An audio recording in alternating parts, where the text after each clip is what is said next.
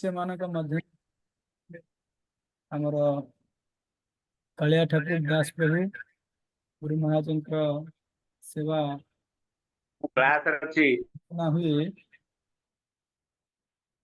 ताहले कालिया ठाकुर प्रभु होती अन्यतम। कालिया ठाकुर विषय आप जानते हैं प्रभु जी रेलवे रे सर्विस करछंती एवं गुरु पर सेवा प्रति पूरा मनोनिवेश करते गुरु को सेवा प्रति पूरा एक्सपर्ट। अरे गोटे मन पड़ जाए गुरु महाजनकर जीवार थिला कौन टिकेट जीवार थिला गुरु महाराज टिकेट कन्फर्म हो पार नाला मन में प्रश्न उठूला कि गुरु महाराज केमती जीवे टिकेट तो कन्फर्म हो पारनी केमती जीवे ट्रेन रे समस्त चिंतार विषय था।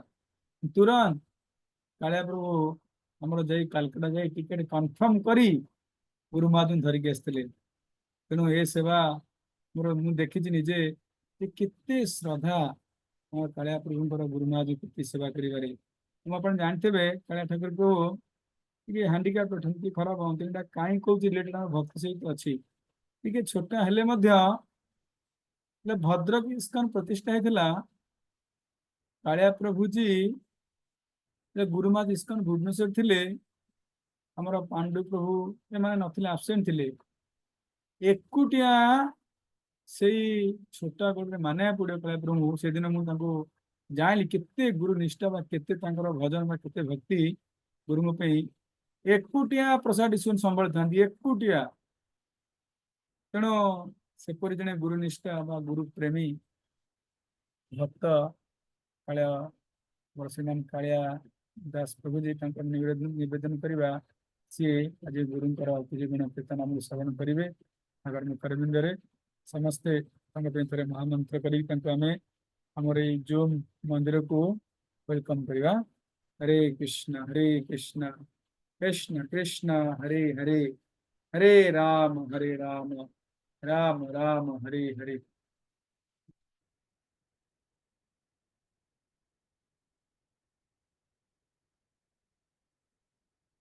हाँ हरे कृष्ण समस्त अनुरोध यहाँ पर आमर श्रीमान रंचराय प्रभु गुण कीर्तन करेंगे समस्ते उपस्थित रहिबे समस्त अनुरोध आपण वीडियो ऑफ करंतुनी वीडियो ऑन करिकी गुरु महाजन गुण कीर्तन श्रवण करंतु ये वीडियो ऑफ करंतु नहीं दया करी कारण वीडियो ऑफ कले जितने आपण माने गुरु कीर्तन करेंगे समस्त वीडियो ऑफ क्या गुण कीर्तन करेंगे कहे क्या आम मैंने जाना दरकार आम मैंने सतर्क हवा दरकार आटलिस्ट वीडियो ऑन करा दरकार कम ना वीडियो ऑन कर शुणा दरकार और समस्त वीडियो ऑन करिकी गुरु महाराज गुण कीर्तन श्रवण करंतु नचेत आम जो वीडियो ऑफ केते कष्ट स्पीकर को होथबो आपण माने चिंता करंतु गुरु महाराज गुण कीर्तन करेंगे जानवे केते कष्ट हो बिना बिना वीडियो ऑन करिकी कथा कहवा ठीक अच्छे।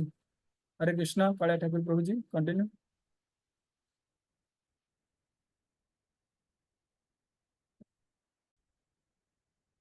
हरे कृष्ण समस्त वैष्णव वैष्णव प्रणाम मोर से योग्यता नहीं जहाँ चतुर्भुज प्रभु कहले तथापि गुरुदेवंकर कृपारू किसी गुणगान करी जदि किसी मोर दोष दुर्बलता थाए कौन कथार भूल थाए मत क्षमा करदे। हरे कृष्ण। ओम अज्ञानतिमिरान्धस्य ज्ञानघनशलाकया चक्षुरुन्मिलितं तस्मै श्रीगुरुवे नमः। नमो विष्णुपादाय कृष्णप्रेष्ठाय भूतले श्रीमते लोकनाथ स्वामीति नामिने। नमो विष्णुपादाय कृष्णप्रेष्ठाय भूतले श्रीमते गौरगोविन्द स्वामीति नामिने। नमो विष्णुपादाय कृष्णप्रेष्ठाय भूतले श्रीमते भक्तिवेदान्त स्वामिनीति नाम्ने। नमस्ते सरस्वती देवे गौरवाणी प्रचारिणी निर्विशेष शून्यवादी पाश्चात्य। जय श्री कृष्ण चैतन्य प्रभु नित्यानंद श्री अद्वैत गदाधर शिवासादि श्री गौर भक्त वृंद। हरे कृष्ण कृष्ण कृष्ण हरे हरे हरे राम राम राम हरे हरे। हरे कृष्ण। ପ୍ରଭୁ ଆମର ପ୍ରିୟ ଗୁରୁ ଆମର ଲୋକନାଥ ମହାରାଜଙ୍କର 77ତମ ବ୍ୟାସ ପୂଜା ହବ ସମ୍ବଲପୁରରେ। ସମସ୍ତେ ତ ଯିବେ, ତେଣୁକରି ତା ପୂର୍ବରୁ ଆମେ ସମସ୍ତ ଭଗବାନ ଗୁଣଗାନ କରୁଛେ। ମୋର ଅଭାଗା ଆଜି ପାଳି ପଡୁଛି। ଚତୁର୍ଭୁଜ ପ୍ରଭୁ ମତେ ଠିକ 1:30 ବେଳକୁ କହିଲେ, ପ୍ରଭୁ ଆପଣ ଆଜି କ୍ଲାସ ଦେବେ। ଅନପ୍ରିପେୟାର ଥିଲି, କହିଲି ଯାହା ଆସିବ ମତେ ମୁଁ କହିବି। ତେଣୁକରି ମୋର ଯେତିକା ଅଛି, ମୋର ଯୋଗ୍ୟତା କୌଣସି ଯୋଗ୍ୟତା ନାହିଁ, ତଥାପି ମୁଁ ଚେଷ୍ଟା କରିବି। ଜୁଲାଇ 6 ତାରିଖ 1949 ଆସ୍ଥା ମହାରାଷ୍ଟ୍ରର ଛୋଟିଆ ଗାଁରେ ଜନ୍ମଗ୍ରହଣ କରିଥିଲି।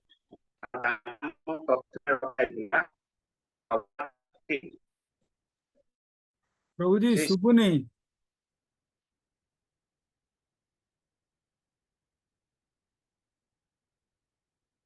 कृष्ण बोधे प्रभुजींकर जी नेटवर्क प्रोब्लेम होची।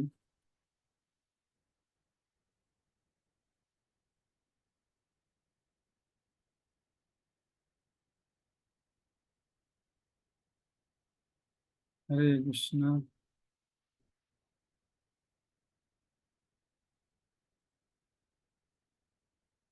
हाँ प्रभु जी नेटवर्क प्रोब्लेम प्रभु जी।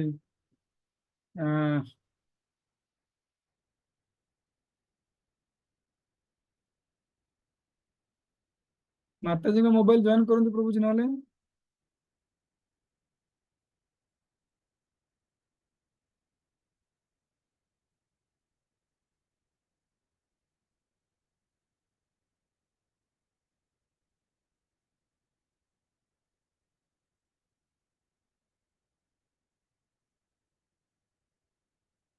हरे कृष्णा हरे कृष्णा कृष्णा कृष्णा हरे हरे हरे राम राम राम हरे हरे। हरे गुरु महाराज ये निकटवर्ती भद्रक इस्कन प्रतिष्ठा हाँ गुरु महाराज इस्कन भुवनेश्वर आसते समय कथा। गुरु महाराज आम शिष्य बहुत कम थी मंदिर रे, लिमिटेड शिष्य प्राय समस्ते कौन सेवार सब बाहर पड़े। क्या हो सेदिन जो दृश्य एवं भी मन पड़ जाऊँगी। मोर एमती सा प्याग थाए मु गुरु महाराज जो अच्छा आसीस्टाट पद्मणी प्रभु रूम रु छाड़ी भी आसी पार न था, एत सेवा प्याग थाए। फिर भी मोर कालिया प्रभु मानिया पड़ो। से गोटे सेवा से दिन पूरा मोर मैंने आखि खोल देला देखापी से हीपरी किंतु सेवा माने पूरा तले रही पूरा दीदी निजर प्रसाद प्रसाद कर जिते सेवा करते सीना किसी कहे कि मन मानिली एक्चुअली शिष्य हम तो एमती ही शिष्य हवा उचित। चाहे जान चली जाए कि सेवा रे पछघुंचा देवा उचित नुह। माने बहुत दिन कालिया प्रभु तंकर पूरा अक्लांत परिश्रम करी पूरा से ये गोड़े सेवा करते से कालिया प्रभु तुम्हें दवा धन्यवाद दवा से परिश्रम करी गुरुंकर सेवा करिसेंती। प्रभु जी कौन तम नेटवर्क प्रोब्लेम है बोधे।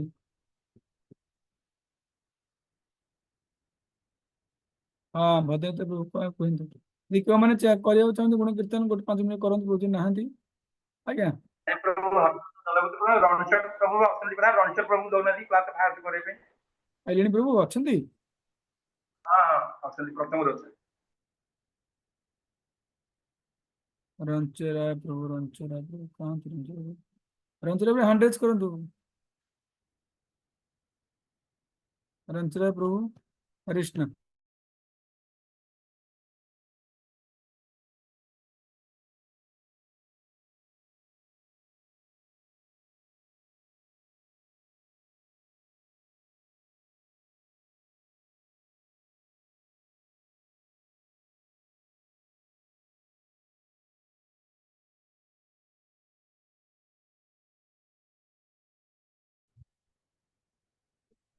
हरे कृष्ण।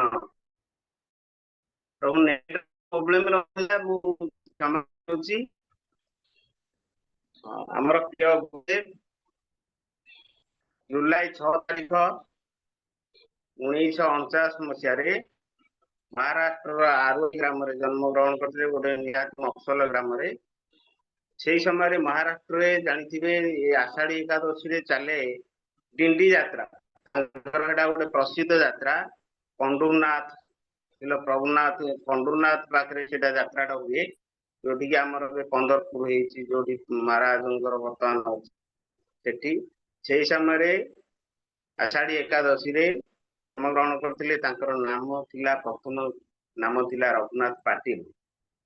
से आस्ते आस्ते जिते बड़ हेले 1971 मसीह महाराष्ट्र मुंबई सहर को गले पाठ पढ़िया केमिस्ट्री पाठ पढ़िया गले कि 1971 मसीह क्रॉस मैदान रे शिल प्रभुपाद केते जन फॉरेन लोक मानू नहीं हरे कृष्ण महोत्सव पालन करते आ सेई बाट देकी हमर गुरुदेव तांकर जेते स्टडी पीरियड रे से बाटे जाउथिले हॉस्टल रु से देखिले गोटे पोस्टर कोन गोटे हरे कृष्ण महोत्सव लिखा अछि ता भितर से गले देखिले से एते आनंदित हेले आ सेथिरे एते निमग्न हो गले से तांकर जेते सरीला प्रोग्राम से तांकर हॉस्टल को गले एवं हॉस्टल रे निज रूम रे नृत्य करने को लगे हरे कृष्ण महामंत्र करी नृत्य करने को लगे। एथुरु आमे भाबिबा जे से केते प्रभुपादंकर जो कथारे से केते भाव विहल हो जाय। तापरे 1972 मसीह जेते तांको मात्र 22 वर्ष यंग टोका बयस 22 वर्ष रे निजर जीवन को कृष्ण को प्रेम रे समर्पित करते प्रभुपादंकर आश्रय नेले एवं से 1972 रे बौलाष्टमी दिन बौलाष्टमी रे वृंदावन धाम रे शिल प्रभुपादंक ठारू दीक्षा ग्रहण करथिले एवं ताकर नाम हेगला रघुनाथ पाटिल लोकनाथ दास। से लोकनाथ दास नाम रे परिचित हेले एवं ठीक तार वर्षक पर 1973 मसीह ब्राह्मण दीक्षा ग्रहण कले।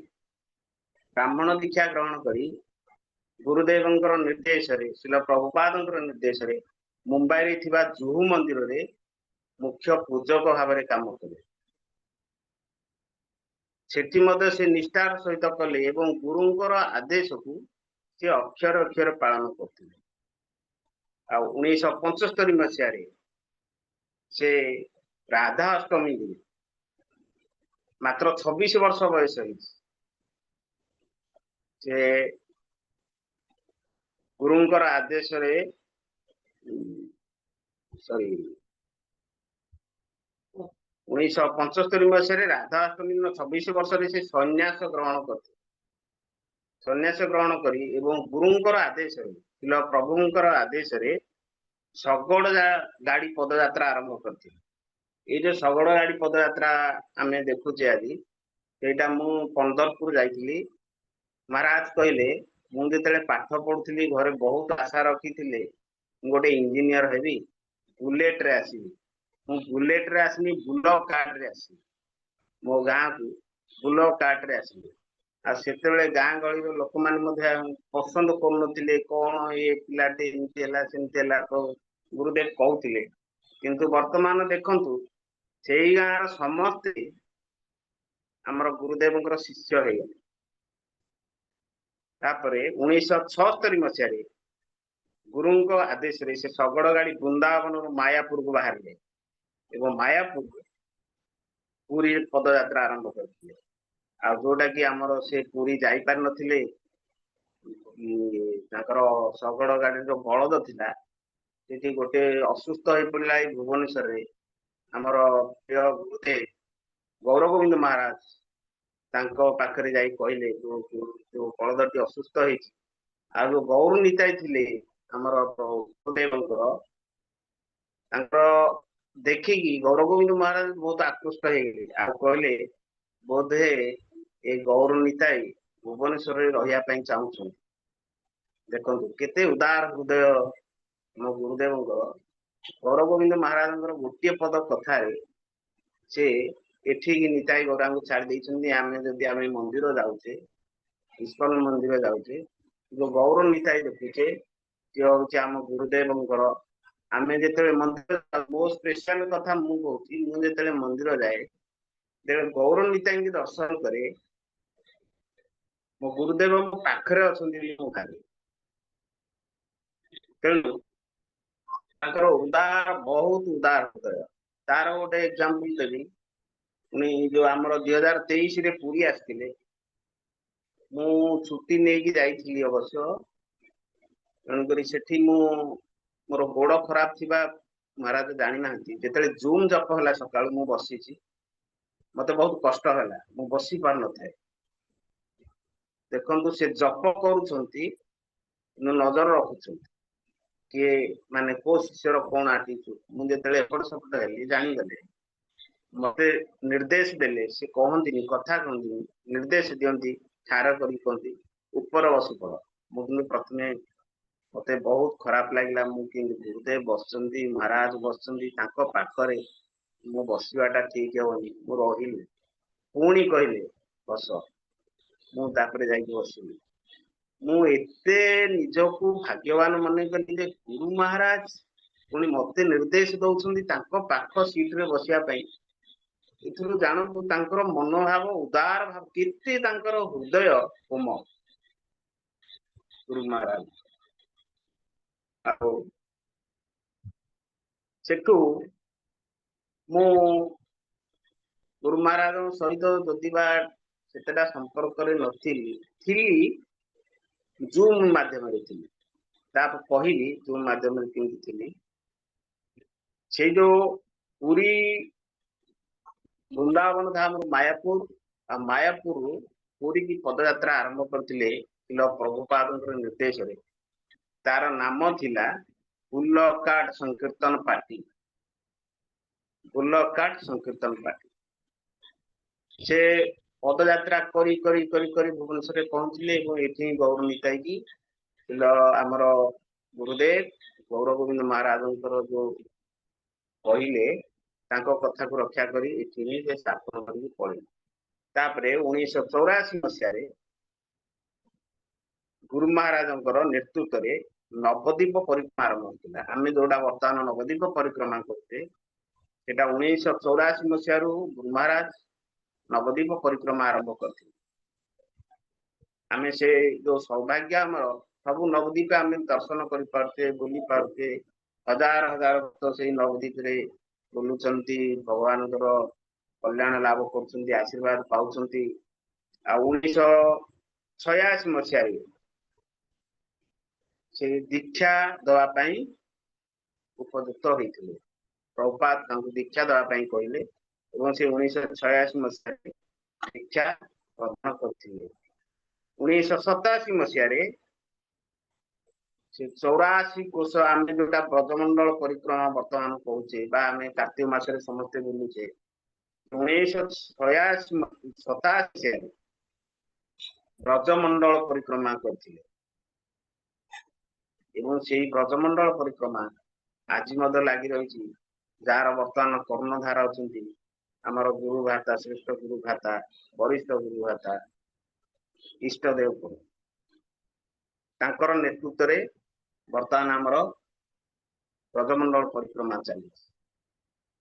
ଆଉ ଯେତେବେଳେ ପ୍ରଭୁପାଦ ବିଦେଶକୁ ଯାଆନ୍ତି, ସଦାବେଳେ ମହାରାଜଙ୍କୁ ସାଥିରେ ନେଇକି ଯାଆନ୍ତି। କାରଣ ମହାରାଜଙ୍କର କୀର୍ତ୍ତନ ଏତେ ଭକ୍ତମାନଙ୍କୁ ଇମୋସନାଲ କରେ। ତେଣୁ ଜାଣିଲେ ଯେ କୀର୍ତ୍ତନ ଲୋକମାନେ ଏକାଠି ହେବେ ବା ଏକତ୍ରିତ ଭକ୍ତି ଜାଗ୍ରତ ହବ। ତେଣୁକରି ଯୋଉ ବାହାରକୁ ଯାଆନ୍ତି, ମହାରାଜଙ୍କୁ ସାଥିରେ ନେଇକି ଯାଆନ୍ତି। ତାଙ୍କର କୀର୍ତ୍ତନ ହିଁ ସମସ୍ତଙ୍କୁ ଆକୃଷ୍ଟ। ବର୍ତ୍ତମାନ ଦେଖିବେ ସାରା ପୃଥିବୀରେ ଲୋକନାଥ ମହାରାଜଙ୍କର କୀର୍ତ୍ତନ ଲାଗୁଛି। ହରେ କୃଷ୍ଣ କୃଷ୍ଣ କୃଷ୍ଣ ହରେ ହରେ, ହରେ ରାମ ରାମ ରାମ ହରେ ହରେ। ସବୁଠି ଯେତେବେଳେ ଦେଖିବେ, ଆମର ବର୍ତ୍ତମାନ ଯୋଉଟା ଇସ୍ୟୁ ହେଇଛି ରଥଯାତ୍ରା ପାଇଁ, ଫରେନର ଯୋଉଠି ରଥଯାତ୍ରା ହଉଛି ନିଶ୍ଚିତ ଲୋକନାଥ ସ୍ୱାମୀ ମହାରାଜଙ୍କର କୀର୍ତ୍ତନ ଥିବ। ତାଙ୍କର ଏତେ ସୁମଧୁର ବାଣୀ, ଏତେ ସୁମଧୁର କୀର୍ତ୍ତନ ସମସ୍ତଙ୍କୁ ଆକୃଷ୍ଟ କରେ। ସ୍ପେସିଆଲି ମୁଁ କହିବି, ମୁଁ ଲୋକନାଥ ମହାରାଜଙ୍କର ପ୍ରତି ତାଙ୍କର କୀର୍ତ୍ତନ ଶୁଣିଛି। ଏବେ ନେଇକି ଆପଣ ଜାଣିଥିବେ, ମୁଁ ଯେତେବେଳେ ମୋର ବଡ ଶଳା, ସମସ୍ତେ ଜାଣିନଥିବେ ମୋର ବଡ ଶଳା, ସେ ବର୍ତ୍ତମାନ ବ୍ରହ୍ମଚାରୀ, ତାଙ୍କର ନାଁ ହଉଛି ଜଗନ୍ନାଥ ପୁରୀ ଦାସ। ସେ ଯେତେବେଳେ ମୋ ଘରକୁ ଆସନ୍ତି, ସନ୍ଧ୍ୟାବେଳେ ଯିବେ କାମ କରିବେ, ସନ୍ଧ୍ୟାବେଳେ ଆସିବେ ଘରକୁ ଆସିବେ, ସେ ହରିନାମ କୁହନ୍ତି। ମୁଁ ସେତେବେଳେ ଭକ୍ତି କରି ମାତିଥିଲି। ମୁଁ ବିରକ୍ତ ହୁଏ, କଣ ଏଗୁଡା କରୁଛୁ, ତୁ ରୋଜଗାର କରୁନୁ, ଏଗୁଡା ହରିନାମ କହୁ। ସେ ସେଠି କହିଲା, ଭାଇ ଥରେ ଆସ ମନ୍ଦିର। ତା କଥା ରକ୍ଷା କରିକି ମନ୍ଦିର ଗଲି। ସେଇ କୀର୍ତ୍ତନରେ ମୁଁ ଏତେ ଇମୋସନାଲ ହେଇଗଲି, ସେଇ ସମୟ ତକ ମୁଁ ଭୁଲିଗଲି, ନିଜକୁ ଭୁଲିଗଲି। ଆଉ ତାପରେ ବାହାରକୁ ଆସିଲି। ବାହାରେ ଆସିଲା ବେଳେ ଷ୍ଟଲ ଲାଗିଥିଲା, ସେଠି ଗୋଟେ କୀର୍ତ୍ତନ ମହାରାଜଙ୍କର ଲାଗିଥିଲା, ଲୋକନାଥ ମହାରାଜଙ୍କର କୀର୍ତ୍ତନ। ମୁଁ ଜାଣିଲି, ତା କୀର୍ତ୍ତନ ଶୁଣି ମୁଁ ଏତେ ଆହୁରି ଭାବବିହ୍ୱଳ ହେଇଗଲି। ଆରେ ବା, ମାନେ ମନରୁ ଯେତେ ଦୁଃଖ କଷ୍ଟ ସବୁ ପୁରା ପୋଛି ହେଇଗଲା ଭଳିଆ ଲାଗୁଛି। ମୁଁ ପଚାରିଲି, ଭାଇ କିଏ ଗାଉଛି? କହିଲେ ଲୋକନାଥ ସ୍ୱାମୀ ମହାରାଜ। ସେଠୁ ମୁଁ ତାଙ୍କ ପ୍ରତି ଇନ୍ସପାୟାର ହେଇଗଲି। ଏତେ ମହାନ, ଏତେ ସୁମଧୁର କଣ୍ଠରେ ଗାଉଛନ୍ତି। ମୁଁ ସେଠୁ ପଚାରିଲି ଆମର ଜଗନ୍ନାଥ ଲୋକନାଥ ମହାରାଜ ନା ସେ ମହାରାଜ, ସେ ମଧ୍ୟ ଆମର ଇସ୍କନର ଗୁରୁ, ବରିଷ୍ଠ ଗୁରୁ ପ୍ରଭୁପାଦଙ୍କ ଶିଷ୍ୟ, ସେ ସେନାପତି ଭାବରେ ପ୍ରଭୁପାଦଙ୍କର ଅଛନ୍ତି। ଯେତେବେଳେ ପଦଯାତ୍ରା ହବ, ଯେତେବେଳେ ଅସୁବିଧା ହବ, ପ୍ରଭୁପାଦ ଲୋକନାଥ ସ୍ୱାମୀ ମହାରାଜ ହିଁ କୁହନ୍ତି ତାର ସମାଧାନ କରିବା ପାଇଁ। ଆଉ ଏଇ ଯୋଉ କଷ୍ଟଦାୟକ ସମୟରେ ମଧ୍ୟ ଦେଖନ୍ତୁ, ପଦଯାତ୍ରା ଏତେ ସହଜ ନୁହେଁ। ଚାଲି ଚାଲି ବୁଲି ବୁଲି ପଦଯାତ୍ରା କରିବା, ସେଇଟାକୁ ମଧ୍ୟ ପ୍ରଭୁପାଦ ଆମର ଗୁରୁଦେବ ଲୋକନାଥ ମହାରାଜଙ୍କୁ କହିଲେ, ତୁମେ ହିଁ ପଦଯାତ୍ରା କରିବ। 1992 ମସିହାରେ ପ୍ରଥମେ ମରିସସରେ, ଆମର ଭାରତରେ ତ ପଦଯାତ୍ରା କରୁଥିଲେ। 1992 ମସିହାରେ ପ୍ରଥମେ ମରିସସ୍ ଯାଇଥିଲେ, ଆଉ ସେଠି ହିଁ ପଦଯାତ୍ରା ଆରମ୍ଭ କରିଥିଲେ। ବର୍ତ୍ତମାନ ଆମର ସାରା ପୃଥିବୀରେ 105ଟି ଦେଶରେ ପଦଯାତ୍ରା ଆରମ୍ଭ ହୋଇଛି। ଆଉ ତାର ମୁଖ୍ୟ ହଉଛନ୍ତି ଲୋକନାଥ ସ୍ୱାମୀ ମହାରାଜ। 115ଟି ଶଗଡ ଗାଡି ବୁଲୁଛି। ବର୍ତ୍ତମାନ ସେଇଟା କମିଛି କି ବଢିଛି ମୁଁ ଜାଣିନି, କିନ୍ତୁ 115ଟି ଶଗଡ ଗାଡି ସାରା ପୃଥିବୀରେ ବୁଲୁଛି ଲୋକନାଥ ମହାରାଜଙ୍କର ନିର୍ଦ୍ଦେଶ। ଏଥିରୁ ଆମେ ଜାଣିପାରିବା ସେ କେତେ ପ୍ରଚାର ପାଇଁ, ଯୋଉଟା ଚୈତନ୍ୟ ମହାପ୍ରଭୁ କହିଥିଲେ, ନଗରେ ନଗରେ ପଲ୍ଲୀରେ ସବୁଆଡେ ଭଗବାନଙ୍କର ନାମ ହରେ କୃଷ୍ଣ ମନ୍ତ୍ର ପ୍ରଚାର ହବ, ସେଇଟାକୁ ଗୁରୁଦେବଙ୍କର ନିର୍ଦ୍ଦେଶରେ, ଆମର ପ୍ରଭୁପାଦଙ୍କର ନିର୍ଦ୍ଦେଶରେ ଆମର ଗୁରୁ ଲୋକନାଥ ସ୍ୱାମୀ ମହାରାଜ ମଧ୍ୟ ଗୁରୁଙ୍କର ଆଦେଶକୁ ଅକ୍ଷରେ ଅକ୍ଷରେ ପାଳନ କରି ସାରା ପୃଥିବୀରେ ଆଜି 105ଟି ଦେଶରେ 115ଟି ପଦଯାତ୍ରା ଆରମ୍ଭ କରିଛି। ବର୍ତ୍ତମାନ ସେ ପଦଯାତ୍ରା କେତୋଟି ଅଛି ମୁଁ ତ ସଠିକ ଭାବେ ଜାଣିନି, ତଥାପି ପଦଯାତ୍ରା ଫରେନରେ ଚାଲିଛି, ବାହାର ଦେଶରେ ଚାଲିଛି। ଆଉ 2018 ମସିହାରେ, ଏଇଟାକୁ ଟିକେ ମନେ କରନ୍ତୁ, 2018 ମସିହାରେ ଲୋକନାଥ ମହାରାଜ ପ୍ରଥମେ ଜୁମ୍ ଜପ ଆରମ୍ଭ କରିଥିଲେ। ଆମର ସମସ୍ତଙ୍କର ଗୋଟେ କନସେପ୍ଟ ଥିବ ଯେ 2019ରେ ଆରମ୍ଭ କରିଥିଲେ, ନା ଏଟା 2018। ଅବଶ୍ୟ ପର୍ଟିକୁଲାର ମାସଟା ମୋର ମନେ ପଡୁନି। 2018 ମସିହାରେ ଯେତେବେଳେ ଜୁମ୍ ଜପ ଆରମ୍ଭ କରିଥିଲେ, ସେତେବେଳେ ମାତ୍ର ବସୁଥିଲେ 75, 100, ମାକ୍ସିମମ୍ 150। ଯେଉଁ ଦିନ ଠାରୁ ଜୁମ୍ ଜପ ଆରମ୍ଭ ହେଲା, ମୁଁ ସେଇ ଦିନ ଠାରୁ ମୋର ଜୁମ୍ ବନ୍ଦ ହେଇନି ଆଜି ସୁଦ୍ଧା। କୌଣସି ଦିନ ବନ୍ଦ ହଉନି। ଯେକୌଣସି ପରିସ୍ଥିତିରେ ମୁଁ ହୁଏତ ଭିଡିଓ ଅଫ୍ କରିକି ବସିପାରେ, କିନ୍ତୁ ମୋର ଜୁମ୍ ବନ୍ଦ ହେଇନି। ଆଉ ମୁଁ ମହାରାଜ ମତେ ଆଇଡେଣ୍ଟିଫାଇ କଲେ ସେଇ ଜୁମ୍ରୁ। ମୁଁ ଯେତେବେଳେ ଜୁମ୍ରେ ବସିଥିଲି, 75 100 ଭିତରେ ବସିଲୁ ଆମେ। ଆମର ଫ୍ୟାମିଲି ବସିଥିଲେ, ଆମେ ଫ୍ୟାମିଲି ବସୁ। କହିଲେ ଭୁବନେଶ୍ୱର କାଳିଆ ସାହୁ ଫ୍ୟାମିଲି ବଏଟ୍ ରହିଲେ। ଆଉ ସେଇଠୁ ମତେ ସିଏ, ମୁଁ ତାଙ୍କର ପ୍ରିୟ ହେଇଗଲି। ସେ ମତେ ଜାଣିପାରିଲେ। ମୁଁ ଦେଖନ୍ତୁ କେତେ ଉଦାର, ମୁଁ ଜାଣିନି ସିଏ କୋଉଠି ମୁଁ କୋଉଠି, କିନ୍ତୁ ତାଙ୍କର ଯୋଉ ଭକ୍ତ ମାନଙ୍କ ପ୍ରତି ବାତ୍ସଲ୍ୟ ଭାବ, ପ୍ରେମ ଭାବ, ସେଇଠୁ ଜାଣିବା। ଆମେ ବର୍ତ୍ତମାନ ଦେଖୁଛି ମୁଁ ଜୁମ ରେ ବସୁଛନ୍ତି, କିଏ ବର୍ତ୍ତମାନ ବୋଧେ ଲାଷ୍ଟ ଟାଇମ୍ କିଛି ବସିଛେ, ଭିଡିଓ ଅଫ୍ କରିଦଉଛି। ଭିଡିଓ ଅଫ୍ କରିବା ଦ୍ୱାରା ଆମର ନାଁଟି ଲେଖା ଆସୁଛି, କିନ୍ତୁ ଆମେ କାହାକୁ ଦେଖି ପାରୁନାହିଁ। ଯେତେବେଳେ ଆପଣ ସକାଳୁ ଜୁମ ରେ ବସୁଛନ୍ତି, ଦେଖିବେ ମହାରାଜ ଅନଉଛନ୍ତି କିଏ ବସୁଛନ୍ତି କିଏ ନାହିଁ। ସେଥିପାଇଁ ସଦାବେଳେ ଆମେ ଯେତେବେଳେ ବସିବା, ଜୁମ ରେ ବସିଲା ମାନେ ଭିଡିଓକୁ ଅନ୍ କରିବା। ଭିଡିଓ ଅନ୍ କରିବା ଦ୍ୱାରା ଗୁରୁ ମହାରାଜ ମୋ ଫ୍ୟାମିଲି ପ୍ରତି, ମୋ ପ୍ରତି ଆଶୀର୍ବାଦ ଦେଇଥିଲେ 2018 ମସିହାରେ। ଆଉ 2019 ରେ ଯେତେବେଳେ କରୋନା ଆସିଲା, ସେଇଟା ଅଫିସିଆଲି ଜୁମ ଜପ ଆରମ୍ଭ କରିଥିଲେ, ସମସ୍ତଙ୍କୁ ସ୍ପ୍ରେଡ କରିଥିଲେ। ଯେହେତୁ କେହି ଆଉ କୁଆଡେ ଲକଡାଉନ ସିଷ୍ଟମ ହେଇଗଲା, କିନ୍ତୁ ଆଗରୁ ଚାଲିଥିଲା 2018 ମସିହାରେ।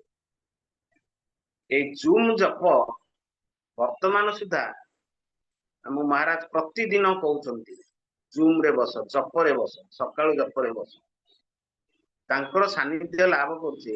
ଆମର ଏଇଟା ହଉଛି ସୌଭାଗ୍ୟ, ଆମର ଭାଗ୍ୟ ଯେ ନିଜ ଗୁରୁ ମହାରାଜଙ୍କ ସାଙ୍ଗରେ ଆମେ ଜପ କରୁଛେ। ସକାଳୁ ସକାଳୁ ଆମେ ଜପ କରୁଛେ, ତାଙ୍କର ସାନ୍ନିଧ୍ୟ ଲାଭ କରୁଛେ, ତାଙ୍କର ଆଶୀର୍ବାଦ ଲାଭ କରୁଛେ। ଏଇ ଯୋଉ ଜୁମ ଜପରେ ବସୁଛେ, ତା ଉପରେ ଗୋଟେ କହିବି, ଯେତେବେଳେ ଆମର ମହାରାଜ ଆସିଥିଲେ, ଆମର ଚତୁର୍ଭୁଜ ନାରାୟଣ କହିଲେ ଯେ ପ୍ରଭୁ ମହାରାଜ, ଆମର ଭୁବନେଶ୍ୱରକୁ ବର୍ଷରେ ଅନ୍ତତଃ 2 ଥର ଆସନ୍ତୁ। ଆମେ କୌଣସି ରାସ୍ତା ପାଉନାହୁଁ, ଆମେ ଆପଣଙ୍କର ସାନ୍ନିଧ୍ୟ ଲାଭ କରିବୁ, ଯାଦ୍ୱାରା ଆମେ ଉତ୍ସାହିତ ହବୁ। ମହାରାଜ କହିଲେ, ମୁଁ ଥିଲି ସେଠି ପ୍ରେଜେଣ୍ଟ ଥିଲି, କହିଲେ ଆରେ ବର୍ଷରେ 2 ଥର କଣ ଆସିବି? ମୁଁ ପ୍ରତିଦିନ ତୁମ ଘରକୁ ଆସୁଛି, ତମମାନଙ୍କୁ ଦେଖିବା ପାଇଁ ଆସୁଛି, ତମେ କଣ କରୁଛ। ଆମେ ବୁଝିପାରିଲୁ, ମୁଁ ବୁଝିପାରିଲିନି, କଣ ପ୍ରତିଦିନ ଆସୁଛନ୍ତି? କହିଲେ ଜୁମ ରେ 5:15 ବେଳକୁ ମୁଁ ତମ କବାଟ ଠକ୍ ଠକ୍ କରୁଛି। ଦେଖନ୍ତୁ, ଆମେ ନେଗ୍ଲିଜେନ୍ସ କରୁଛେ, ଜପ ବସିବା ବସିବା, କିନ୍ତୁ ମହାରାଜ ଆମ ପାଇଁ କେତେ ଉଦାର ଅଛନ୍ତି। ଜପ ଜୁମ ଜପ ଖୋଲିଛନ୍ତି, ଆମେ ସମ୍ପୂର୍ଣ୍ଣ ଭାବରେ ତାଙ୍କ ସାଙ୍ଗରେ ବସିକି ତାଙ୍କର ସାନ୍ନିଧ୍ୟ ଲାଭ କରିପାରିବା।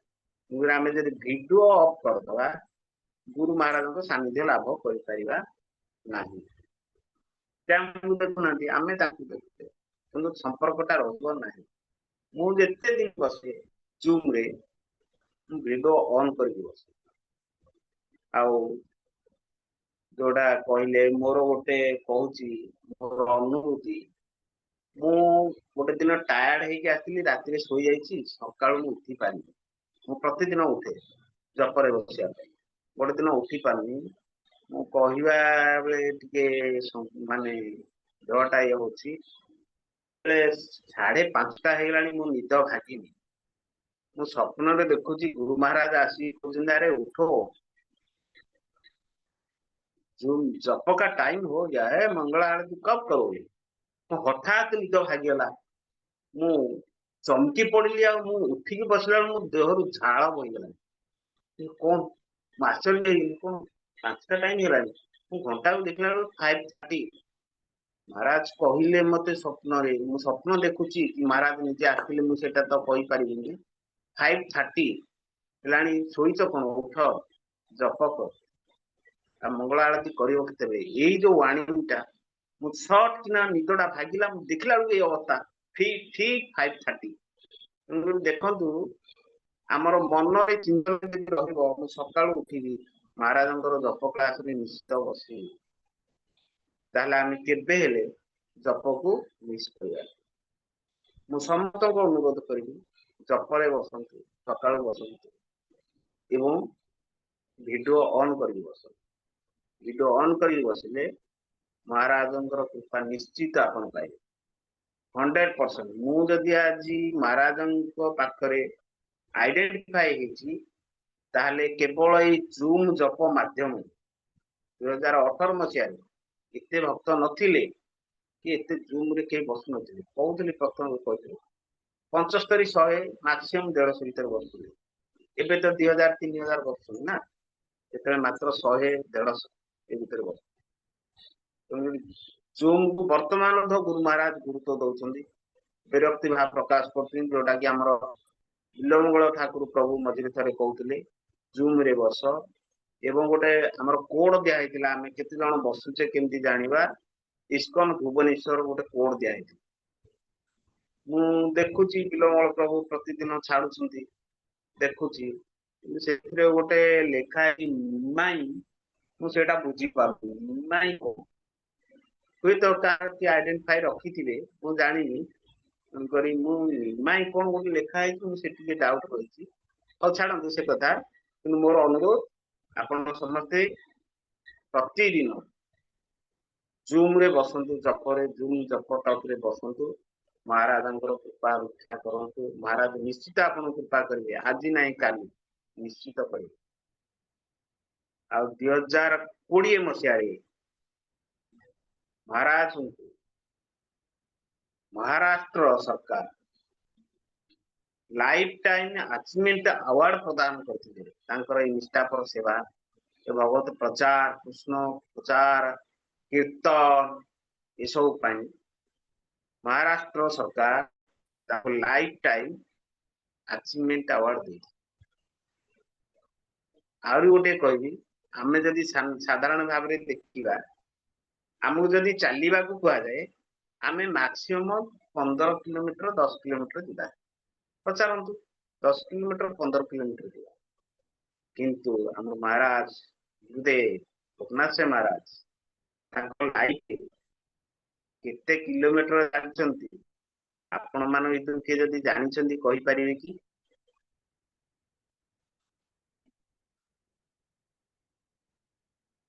हरे कृष्ण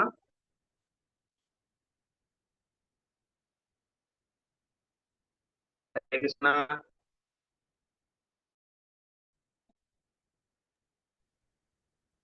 हरे कृष्ण